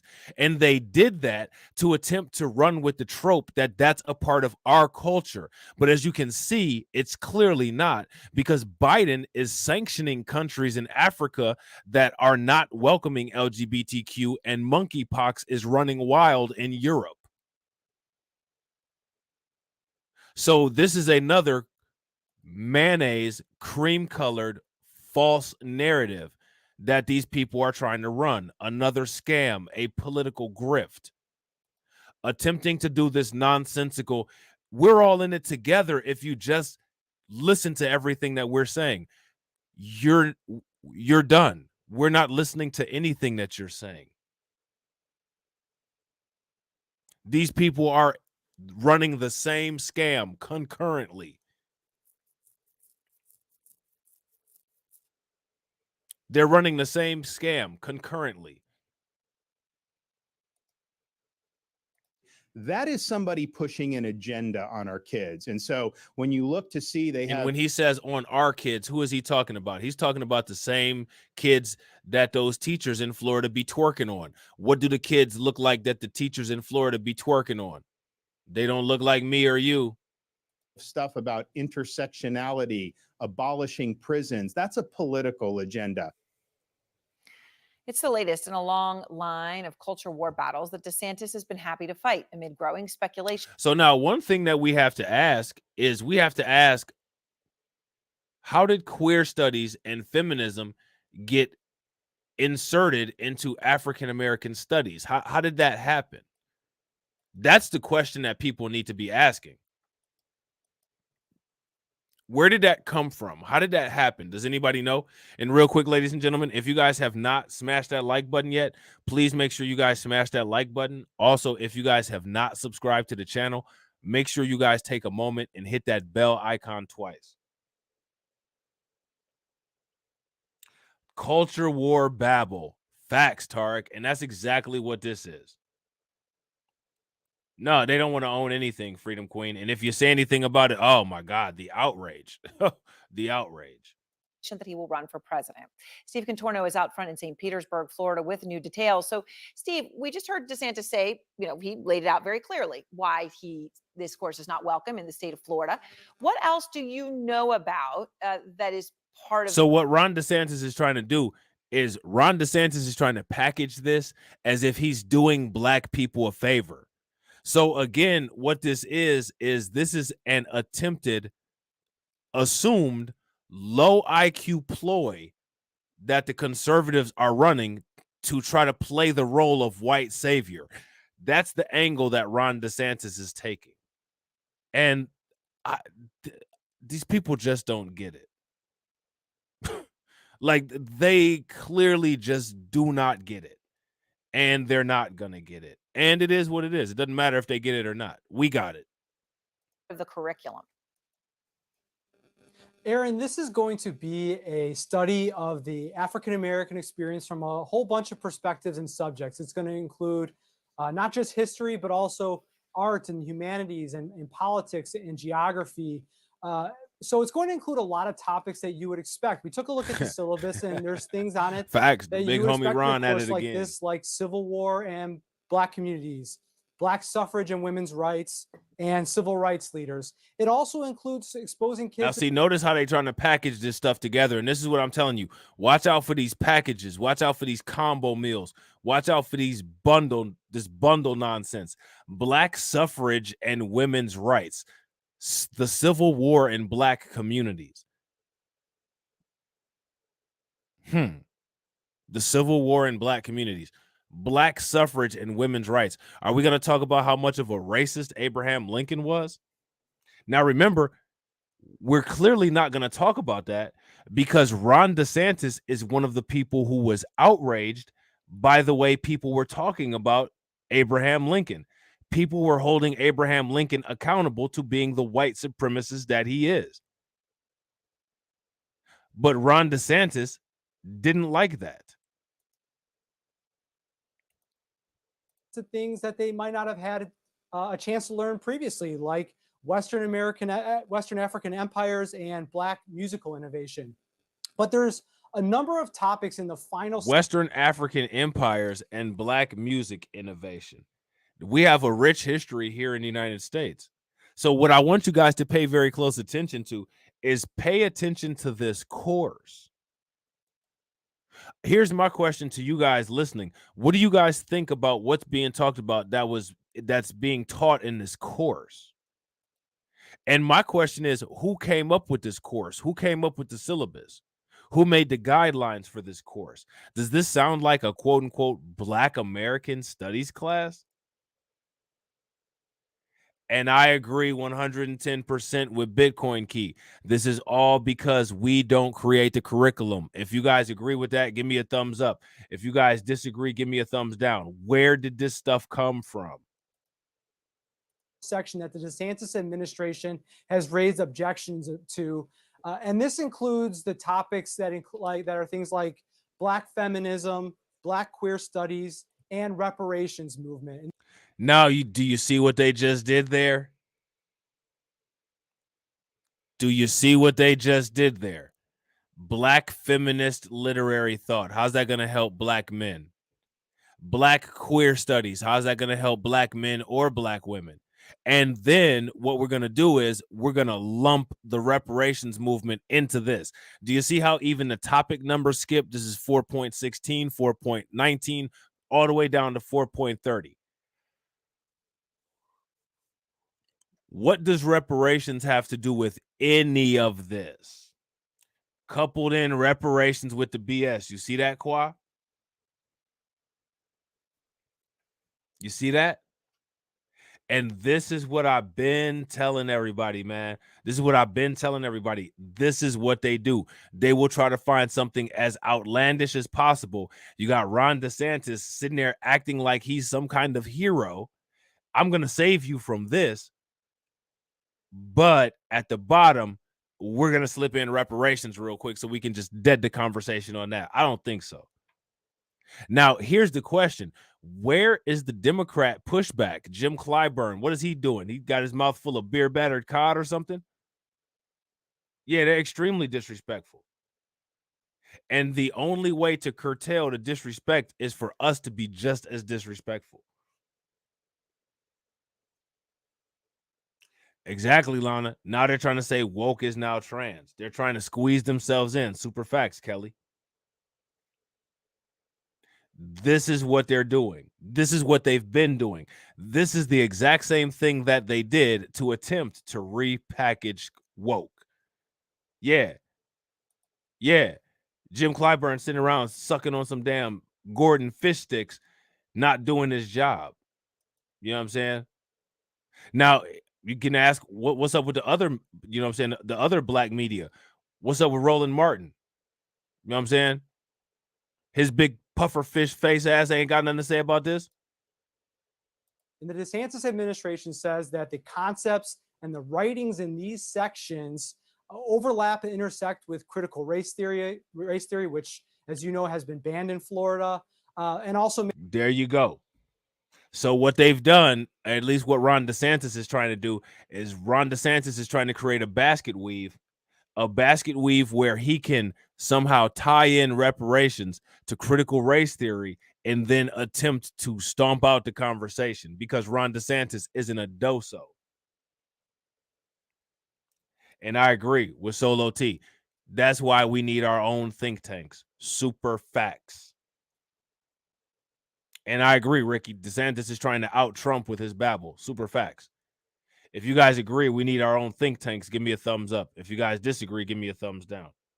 May violate a new state law which says that you cannot teach that someone might be oppressed or privileged based on their race or color. So it's a small section of the course, actually just 6 topics in a course that's going to cover more than 100 topics over the course of a year, Aaron.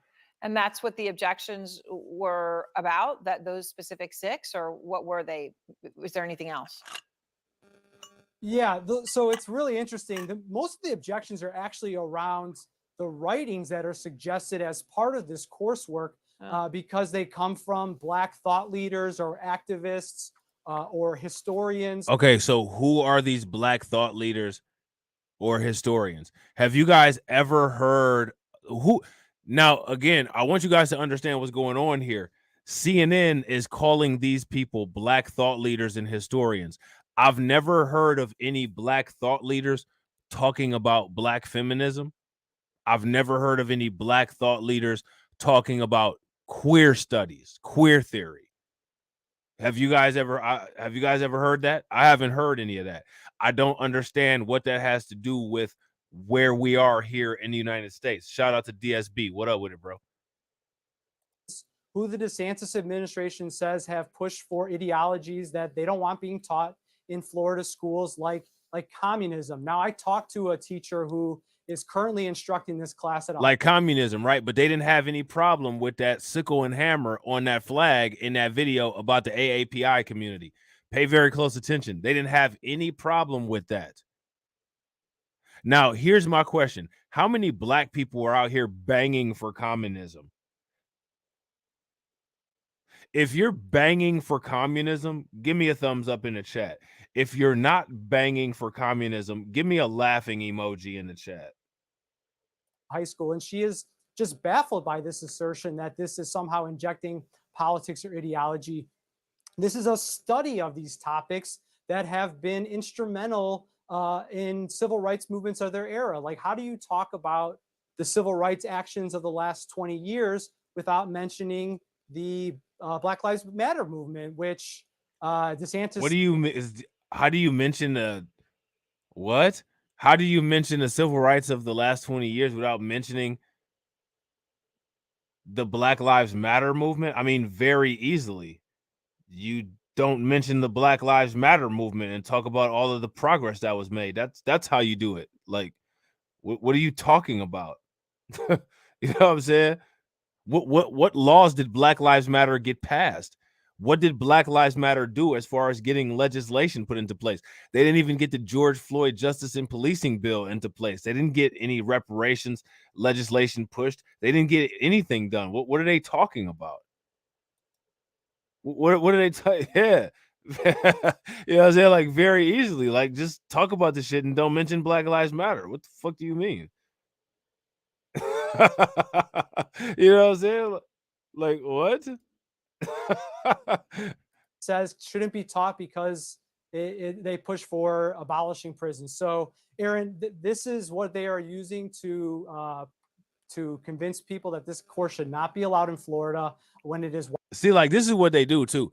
They'll take, so we're talking about criminal justice reform, right? Literally, no one has said abolish prison. Yeah, I know, right, Val? Like, it's a joke. Like, it's hilarious. Who said get rid of the prisons? Like, people talk and critique the criminal industrial complex. People talk about the prison industrial complex. People talk about the prison to school pipeline. People talk about the rap to prison pipeline, but nobody's saying that people should be without consequence for criminality. Literally, no one has ever said that. But this is what they'll do. They'll get the most radical, nonsensical, insane sounding crazies that they can find and say, see, these are the people speaking for you. See, these are the people speaking for you. These are the people speaking for you. This is what black people want. They'll find one nutcase and say that what black people want. This is what black people want. This is like, what? But because they have these giant platforms with millions of subscribers, millions of viewers, billions of watch hours, they can get these messages out to a wide audience. You know what I'm saying?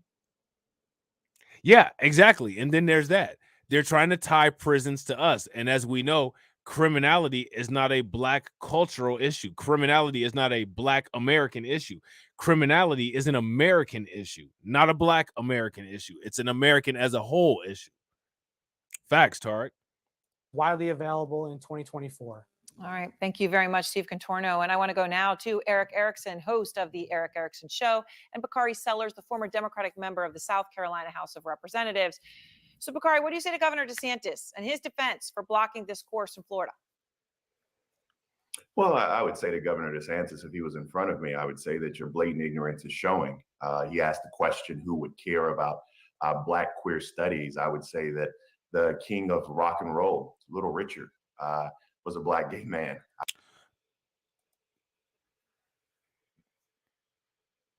What do you guys think about what was just said? Did you did you guys hear that?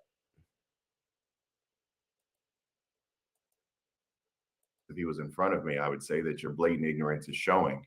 He asked the question, who would care about Black queer studies? I would say that the king of rock and roll, Little Richard, was a Black gay man. Tutti frutti. Oh, Rudy. Tutti frutti. Oh, Rudy. Woo! Really? This nigga sitting up here talking about wop babaloo wop bamboo. Facts, one more chance. He sounds crazy.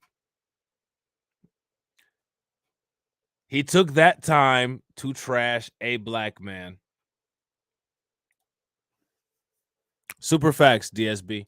Bakari Sellers.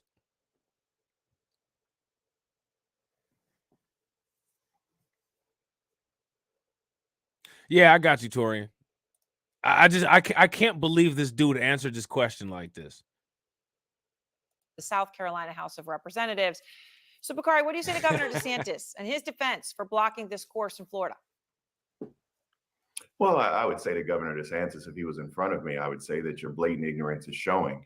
He asked the question, who would care about Black queer studies? I would say that the king of rock and roll, Little Richard, was a Black gay man. What does that have to do with Black queer studies?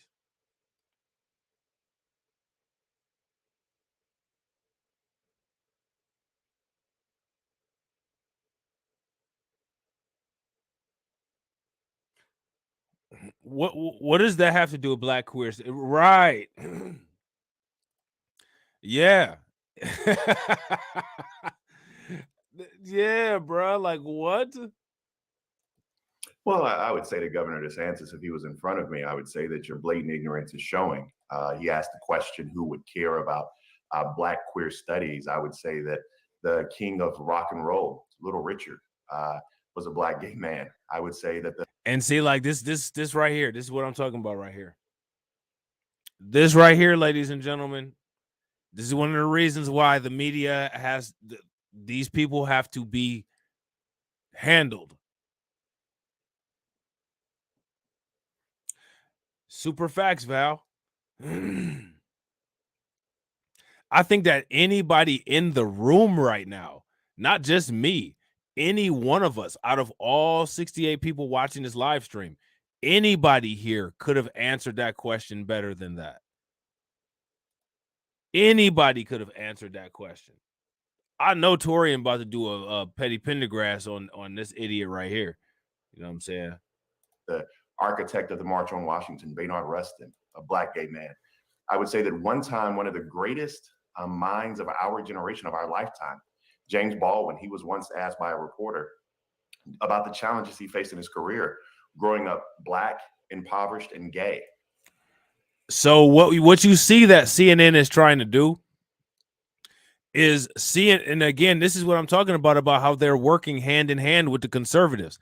They're trying to turn the conversation away from the Black element of it and turn it into the queer, quote unquote, LGBTQ element of it. Do you guys see that? If you guys see that, give me a thumbs up. If you guys do not see that, give me a thumbs down. This is what they're doing. This is erasure. They're attempting to erase our identity and merge it into some kind of queer intersectionality insanity. I'm not cool with that. And James Baldwin laughed and said, I hit the jackpot. And so the type of ignorance that he's doing is nothing more, than a political ploy. In my heart, Aaron, it infuriates me because I have to defend my Blackness. I have to defend my Blackness to a very small man. He says that he has to defend his Blackness, but you're not defending Blackness, though. The only thing that you've defended so far, talking in this particular venue is the queer portion of it. Facts. Remember years ago when they said the G word is the new black? Here we go. Facts. Because now what you see is Bacardi Sellers using it interchangeably. And this is one of the reasons why I tell everybody, pay very close attention to how white people talk about LGBTQ, trans, and all of that stuff. Because despite the fact that there is a group of people, when they're talking about that stuff, they're talking about us. They're talking about us. This is them in their little code word battles. Who ran great campaigns to be governor of Florida. I have to defend my blackness and my being, and that frustrates me. And the audacity of someone like Governor DeSantis to come out and tell me what my history is and what can be taught to my children, I believe is wholly unacceptable. But this is so what Bacardi Sellers is doing is Bacardi Sellers is banging for the LGBTQ element of the quote unquote Black history that's interjected into this AP African American history class. That's what Bacardi Sellers is doing. So pay attention to how they've done that, and pay attention to how they're using our history and have politicized our entire existence. They've politicized our entire existence. Where we are, and these culture wars are where we are in American politics. Well, and Eric, that is something that DeSantis is well aware of, right? And making these sorts of statements and doing these sorts of things has worked for him. That's certainly what he's thinking it will now. Right. Keep in mind, so this is a draft program. This isn't the final program. The state of Georgia, where I am, has decided they're going to take a wait and see approach. If these remain in, they may not accept the program themselves. This is DeSantis. If they take these out, he gets a win with the right, another win. If not, he gets a win with the right for standing up to what more and more people on the right see as a liberal agenda infiltrating schools. And he does this now before we have some sort of economic recession, when he gets to pivot to the economy for general election voters, but he's locking in Republican votes against Trump right now. Which is really important, right? That this could be about a ploy for that base. And Bakari, to that end, DeSantis has been doing this, not on this particular time. Real quick, ladies and gentlemen, make sure you guys show some love. Cedric Peoples just became a member. You guys know the memberships definitely help the channel. Throw some radiation emojis in the chat. And for other people that will be interested in becoming members, it's only 99 cents to help support the channel. Shout out to Cedric Peoples. Make sure you guys show him some love.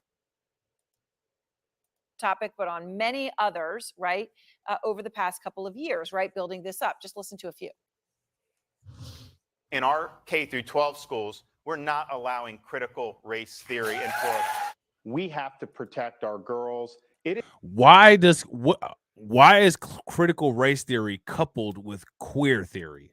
That's my question. What do you guys think? It's discriminatory to force them to compete against biological males. It's inappropriate to tell an 8. What does this have to do with black? Do you see what they're doing? And this is why I advise everybody, take a moment when my videos come up on the home screen, watch the older videos, because I've been talking about this stuff for a very long time. And like the thing is that now with Ron DeSantis, you know, getting more popular, and with 2024 approaching, now the rhetoric is ramped up even more, and now you can see things all coming together. This is what they're doing. These people literally, and this might be one of the reasons why there's so much degeneracy and monkeypox all over the place, because they don't have a concept of a differentiation between race and sex. They see us all as LGBTQ and see themselves as the only straight people. Like LGBTQ and black are the same in the minds of people like Ron DeSantis. Look at him. Look at that pea brain. You see how big those ears are, how it looks like his head? The ears could just start flapping and his head could just take launch and fly away. Inside, between those two ears, that is what is actually being thought up. That is what he actually thinks. Shout out to Tia. What up with it, Tia? Year-old that they may have been born a girl, but maybe they're really a boy. That's wrong. In Florida, we chose freedom over Fauciism. We will never surrender to the woke mob Florida is where woke goes to die. So Ron DeSantis is saying Florida is where black people go to die. And it doesn't matter how they try to repackage that. That's what he's saying. Yeah, exactly. What in the hell is Fauciism? You know what I mean? Like these people come up with their own nonsense, come up with their own conceptual wars that nobody's waging against them, and literally speak this stuff like it's true. This is dangerous. This is one of the reasons why people need power tools. So, Bakari, the question for Democrats is it smart for them to automatically take the other side on this, or does that risk hurting them with moderates who on some of these issues may feel differently? Well, I mean, that's Shout out to that's Tone. a really, What up really with it, good bro? question, Aaron. And my response would be this: anytime someone is doing what DeSantis is doing to people who look like me, who are young people who are being educated in these schools, we have to fight back. We can't lay down. Young people who look like me. But remember, the only thing that Bakari Sellers criticized was the LGBTQ element of it. The only thing that Bakari Sellers criticized was the LGBTQ element of it. So then he goes back to talking this whole look like me nonsense.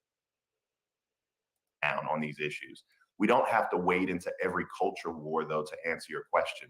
DeSantis is a very little man, not just literally, but figuratively as well.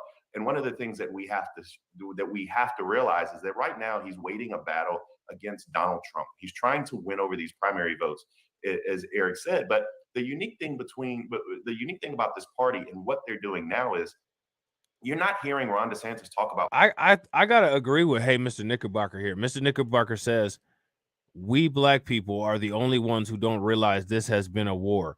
Not black people here, the black people in Africa, not the black people in South America, and not the ones in the Caribbean either. Yeah, I agree. If you guys agree with Mr. Knickerbocker, give me a thumbs up. If you guys disagree, give me a thumbs down. I agree 110%. And hopefully people listening to this content similar to mine, will soon understand this is what's going on. This is what time it is. When these people are talking about a culture war, they're not talking about a culture war. These people are waging a race war against us. And that's one of the things that Professor Black Truth and the Black Authority have been saying for a very long time. And they're right. They're right. And this is just more evidence of it. Pocketbook issues. You're not hearing him talking about inflation. You're not hearing him talking about conservative policies of a day that's gone by. Instead, all he does is hit the same note. The problem is that Republicans have not proved themselves to be able to pivot back to these moderate voters in general elections. And that's the challenge he'll have. Which is right. You both seem to agree on that, Eric, that's what he'll want to do. In fact, Eric, on Saturday, he went to Kansas City to root for the Jacksonville Jaguars against the Chiefs. He doesn't usually love to do sort of the, touchy-feely stuff with people, but he did plenty of it here. And here's how he was greeted. The best governor.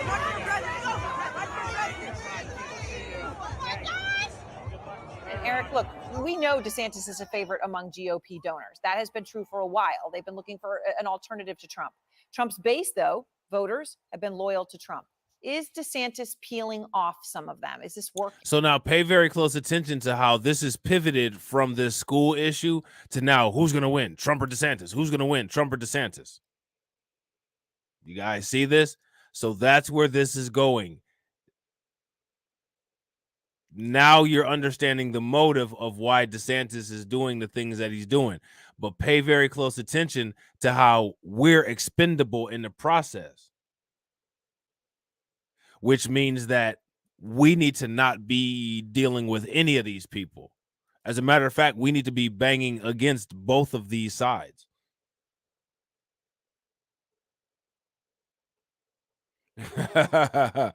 Right. Torian said they saying that now till they cut off the power to their trailer home. I bet it do. I bet you right. I bet it smell like bologna and dog vomit. Facts. Smell like kibbles and shit. Yeah, look, I think so, and I realize you see some polls that have Trump versus DeSantis, and Trump is winning, but it's a Trump declared for 2024 versus a hypothetical Ron DeSantis who hasn't announced yet. Yeah. I think you do begin to see a shift over time, and these culture issues for Trump voters right now kind of dominate. And DeSantis, behind the scenes, is already saying to people, "Look at these things I got done, including against Tony Fauci, who Donald Trump elevated," causing people to shift. To Bakari's point, there is a concern. Can Republicans flip back to talk about economic issues? I think because Florida is such an economic engine for the nation, he'll have that opportunity. So there's that. So now here's my question. What do you all think about this whole queer theory being interjected into the African American Studies class? How many of you all were aware of that? Now, my question is, I don't understand what the purpose of that is. I don't understand why there's not a queer theory in other studies. Why does that have to be something that's exclusive to African American studies? To me, that doesn't make any sense. So now here it says Florida Governor Ron DeSantis said on Monday that the state is blocking a new advanced placement course on African American studies because it included the study of queer theory and political movements that advocated for abolishing prisons. What is queer theory? How many people know about queer theory and what it is? If you know what queer theory is, give me a thumbs up. If you guys don't know what queer theory is, give me a thumbs down. And real quick, ladies and gentlemen, if you guys haven't smashed that like button, make sure you guys hit that like button, and also make sure you guys share the video out. And if you're not subscribed, hit that bell. So now, you know, DeSantis said that's a political agenda. That's the wrong side of the line for Florida standards. We believe in teaching kids facts. And look at this. We believe in teaching kids facts and how to think. So we believe in teaching kids facts and how to think. So saying that you believe in teaching kids, quote unquote, how to think, that says something. But we don't believe they should have an agenda imposed on them when you, quote unquote, try to use Black history to shoehorn in queer theory. You are clearly trying to use that for a political purpose. So now what Ron DeSantis is doing is Ron DeSantis is actually trying to get residual Black support by throwing this out here. And then they'll get the Black coon conservative bootlicks to go around and say, see, Ron DeSantis was trying to save y'all. Ron DeSantis was trying to save y'all. They done mixed gay studies into Black history. See, Ron DeSantis out here trying to save y'all. We're not dumb. You know what I'm saying? But you can't tell the population at large that because they're very privileged and arrogant. DeSantis' remarks were his first public statements on the state's rejection of a new proposed AP multidisciplinary study of the African American diaspora that includes literature, the arts, science, politics, and geography. The Florida Department of Education informed the College Board of its decision in a January 12th letter that became public last week and drew widespread criticism from Black leaders in Florida and in the White House. Now, here's my question. Who are the Black leaders and what is it that they were critiquing? When it comes to the Black leaders that CNN presented, the only issue that those Black leaders that CNN presented had was that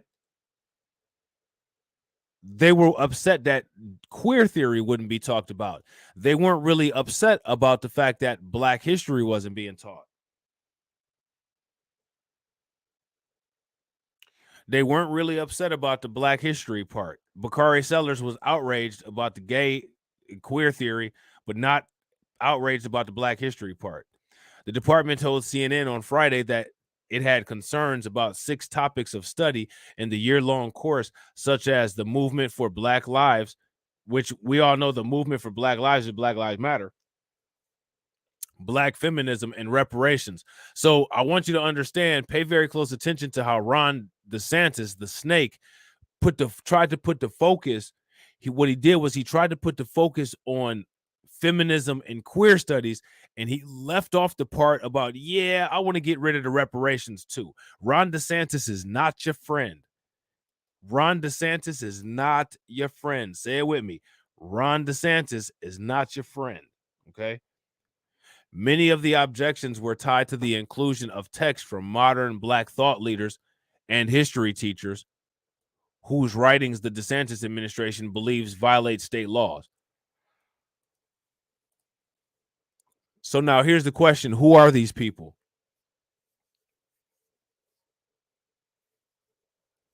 Who are these modern thought leaders?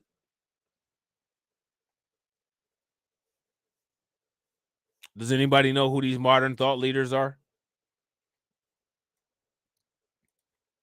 So now here it says Florida under DeSantis banned the teaching of critical race theory and passed new legislation last year, barring instruction that suggests anyone is privileged or oppressed based on their race or skin color. DeSantis at his news conference emphasized that Florida requires the teaching of Black history, but the state determined this advanced placement course violated state laws. And this is when it comes to DeSantis and his version of Black history, it's basically that all of the founding fathers of the United States loved Black people and that there was no slaves. Basically, Ron DeSantis's version of Black history is what this guy was saying earlier in the chat about the Irish people and how there was no such thing as Black slavery. You know what I'm saying? Black slavery is all a liberal media news narrative.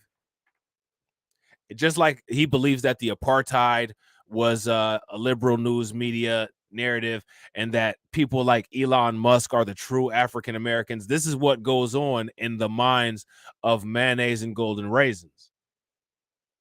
You know what I'm saying? This is what goes on in the mind of mayonnaise and golden raisins. Okay.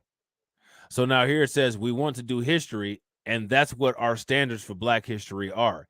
It's just cut and dried history. And as long as it's cut history and dried history and not cooked all the way. You know what I'm saying?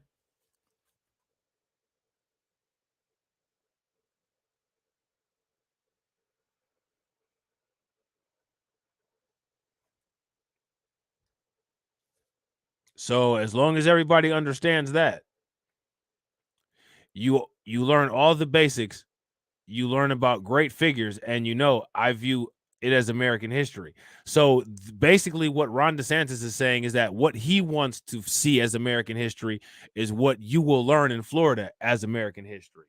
Okay? And just because Ron DeSantis says it doesn't mean that it's true. Ron DeSantis has been caught lying on multiple occasions.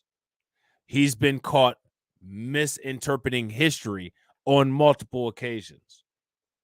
Ron DeSantis is a shameful adoso who doesn't have the courage to look at the face of the atrocities that the United States has caused against us, just like everybody else.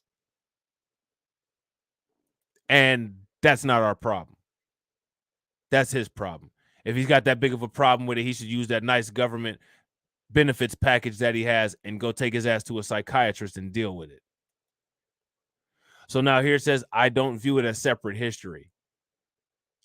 We have history in lots of different shapes and sizes. People have participated to make the country great. People that have stood up when it wasn't easy and they deserve to be taught.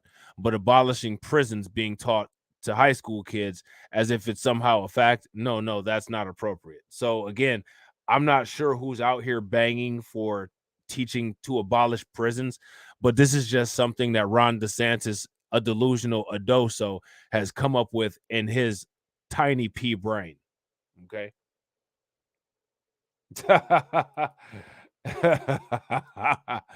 Yeah, and Mac 25, Confederate Christian is one of those people that's supposed to be emotionally made out of steel. And he's in the comment section dripping a copious amount of cope right now. You know what I'm saying? He's leaving pus trails all over the comment section. And we really need you to clean up on aisle 5, please. You know what I'm saying? So now, in case anybody was wondering, this is what queer theory is. Okay? Queer theory is a field of post-structuralism that emerged in the early 1900s out of queer studies, often formerly gay and lesbian studies and women's studies. So remember the other day when I was talking about the whole issue of why do women support their own erasure? Well, no, I never block trolls, creative. We never block trolls, man. We have so much fun with trolls. That's the entertainment. That's when it gets hot. You know what I'm saying? You know what I'm saying? If I don't have time when some trolls is around, I'll make time. You know what I'm saying? Shout out to Ghostwalker. So again, I want you guys to pay attention to this. Queer theory is a field of post-structuralism that emerged in the early 1900s out of queer studies. And this was often formerly gay and lesbian studies, as well as women's studies. So queer studies was a product of feminism.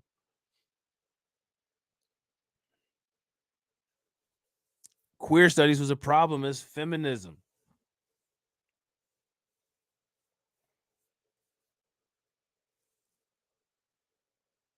You know what I'm saying? Uh-oh, hold on real quick. My bad, y'all. Okay. The term can have various meanings depending upon its usage, but has broadly been associated with the study and theorization of gender and sexual practices that exist outside of heterosexuality and which challenge the notion that heterosexuals' desire is normal. Following social constructivist developments in sociology, queer theorists are often critical of what they consider essentialist views of sexuality and gender. Instead, they study those concepts as social and cultural phenomena, often through an analysis of the categories, binaries, and language in which they are said to be portrayed. Okay.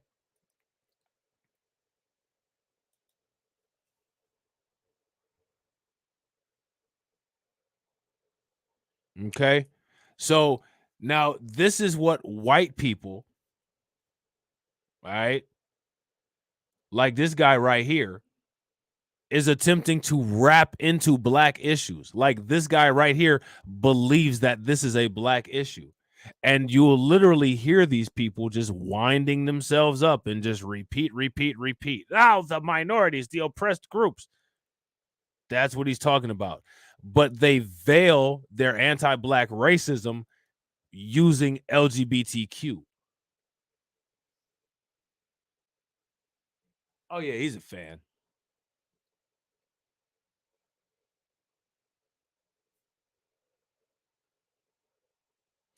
Oh, you actually got a video calling this guy out?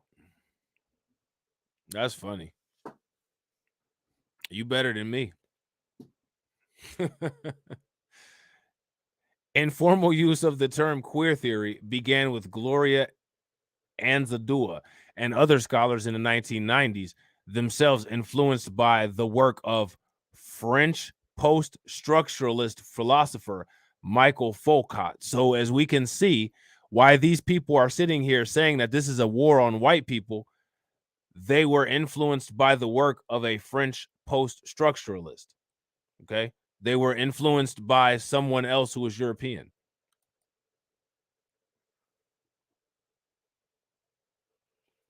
Okay.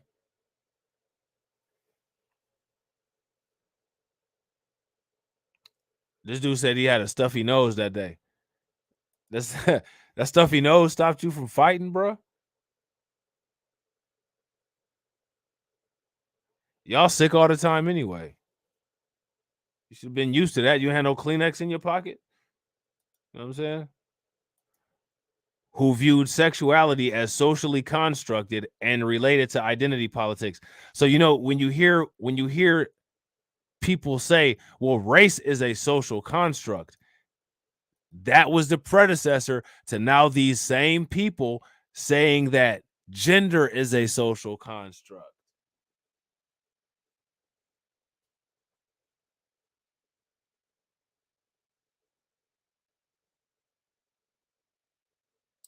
That was a predecessor to these people saying that gender is a social construct. You see? This dude is even bragging about his prison experience. Yeah, you know what I'm saying? I was in prison tooting it up. They all respected me because I gave everybody a rosebud. You know what I'm saying? So the Christian Confederate is very well versed in queer studies. You know what I'm saying? People have probed him in and out. You know what I'm saying? They've gone all up and throughout.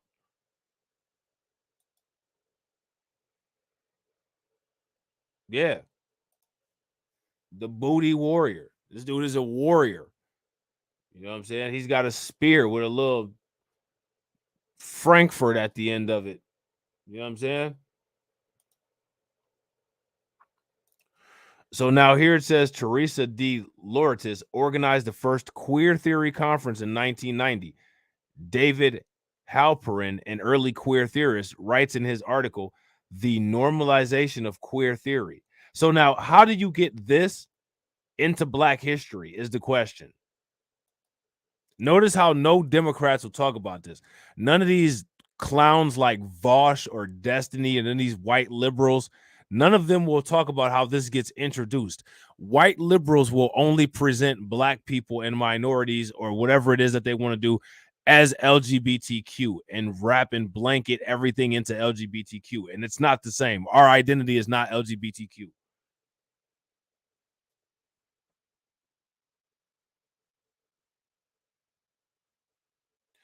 When it comes to people like Vosh and when it comes to people like Destiny, these white liberals on YouTube or on social media, Twitter, Twitch, whatever, they will advocate that for Black people, but they will never advocate it for white people.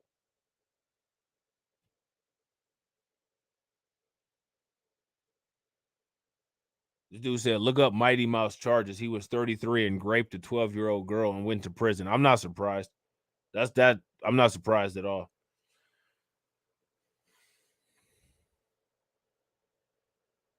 That's what they do. Although it is an academic discipline that gained traction within academia, queer theory's roots can also be traced back to activism, with reclaiming the derogatory term queer as an umbrella term for those who do not identify with heteronormality in the 1980s. So do you guys see how they're trying to N-word the word queer? If you guys see how they're trying to N-word the word queer, give me a thumbs up. I don't think it is, Deneen. I haven't heard anything about it. I'm going to keep my eyes open to see if I see anything like that, but I haven't heard anything like that. Which is a great point, because why does it need to be wrapped into ours?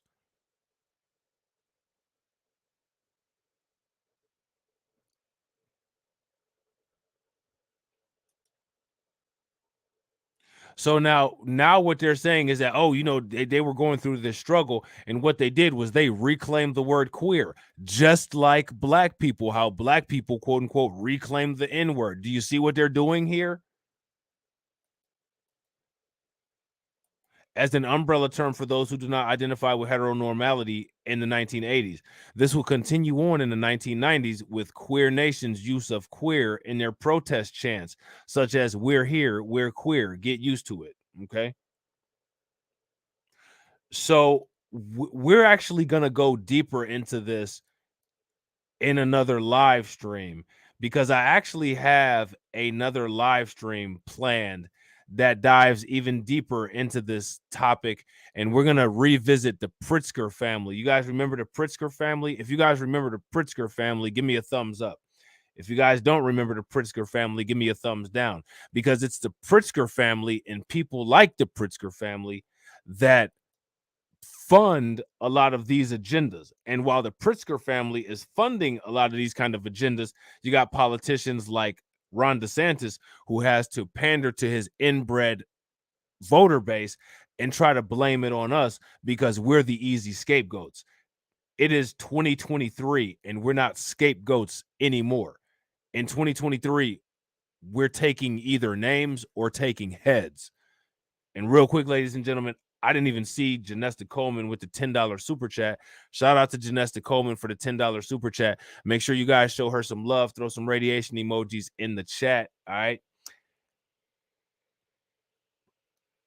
We will definitely get into that in the next stream. So remember, guys, just take a moment when the stream ends. Just stick around for about a minute. It'll take you into the next stream. Make sure you guys hit that bell icon twice so that you guys are notified when the next stream happens. All right. If you're not subscribed to the channel that the next stream is on, make sure you hit the bell icon twice on that channel. I appreciate each and every one of you guys for being here. If you haven't smashed the like button yet, smash that like button on the way out. For people that watch the replay, make sure y'all leave a comment, and I will catch you all on the next video. All right.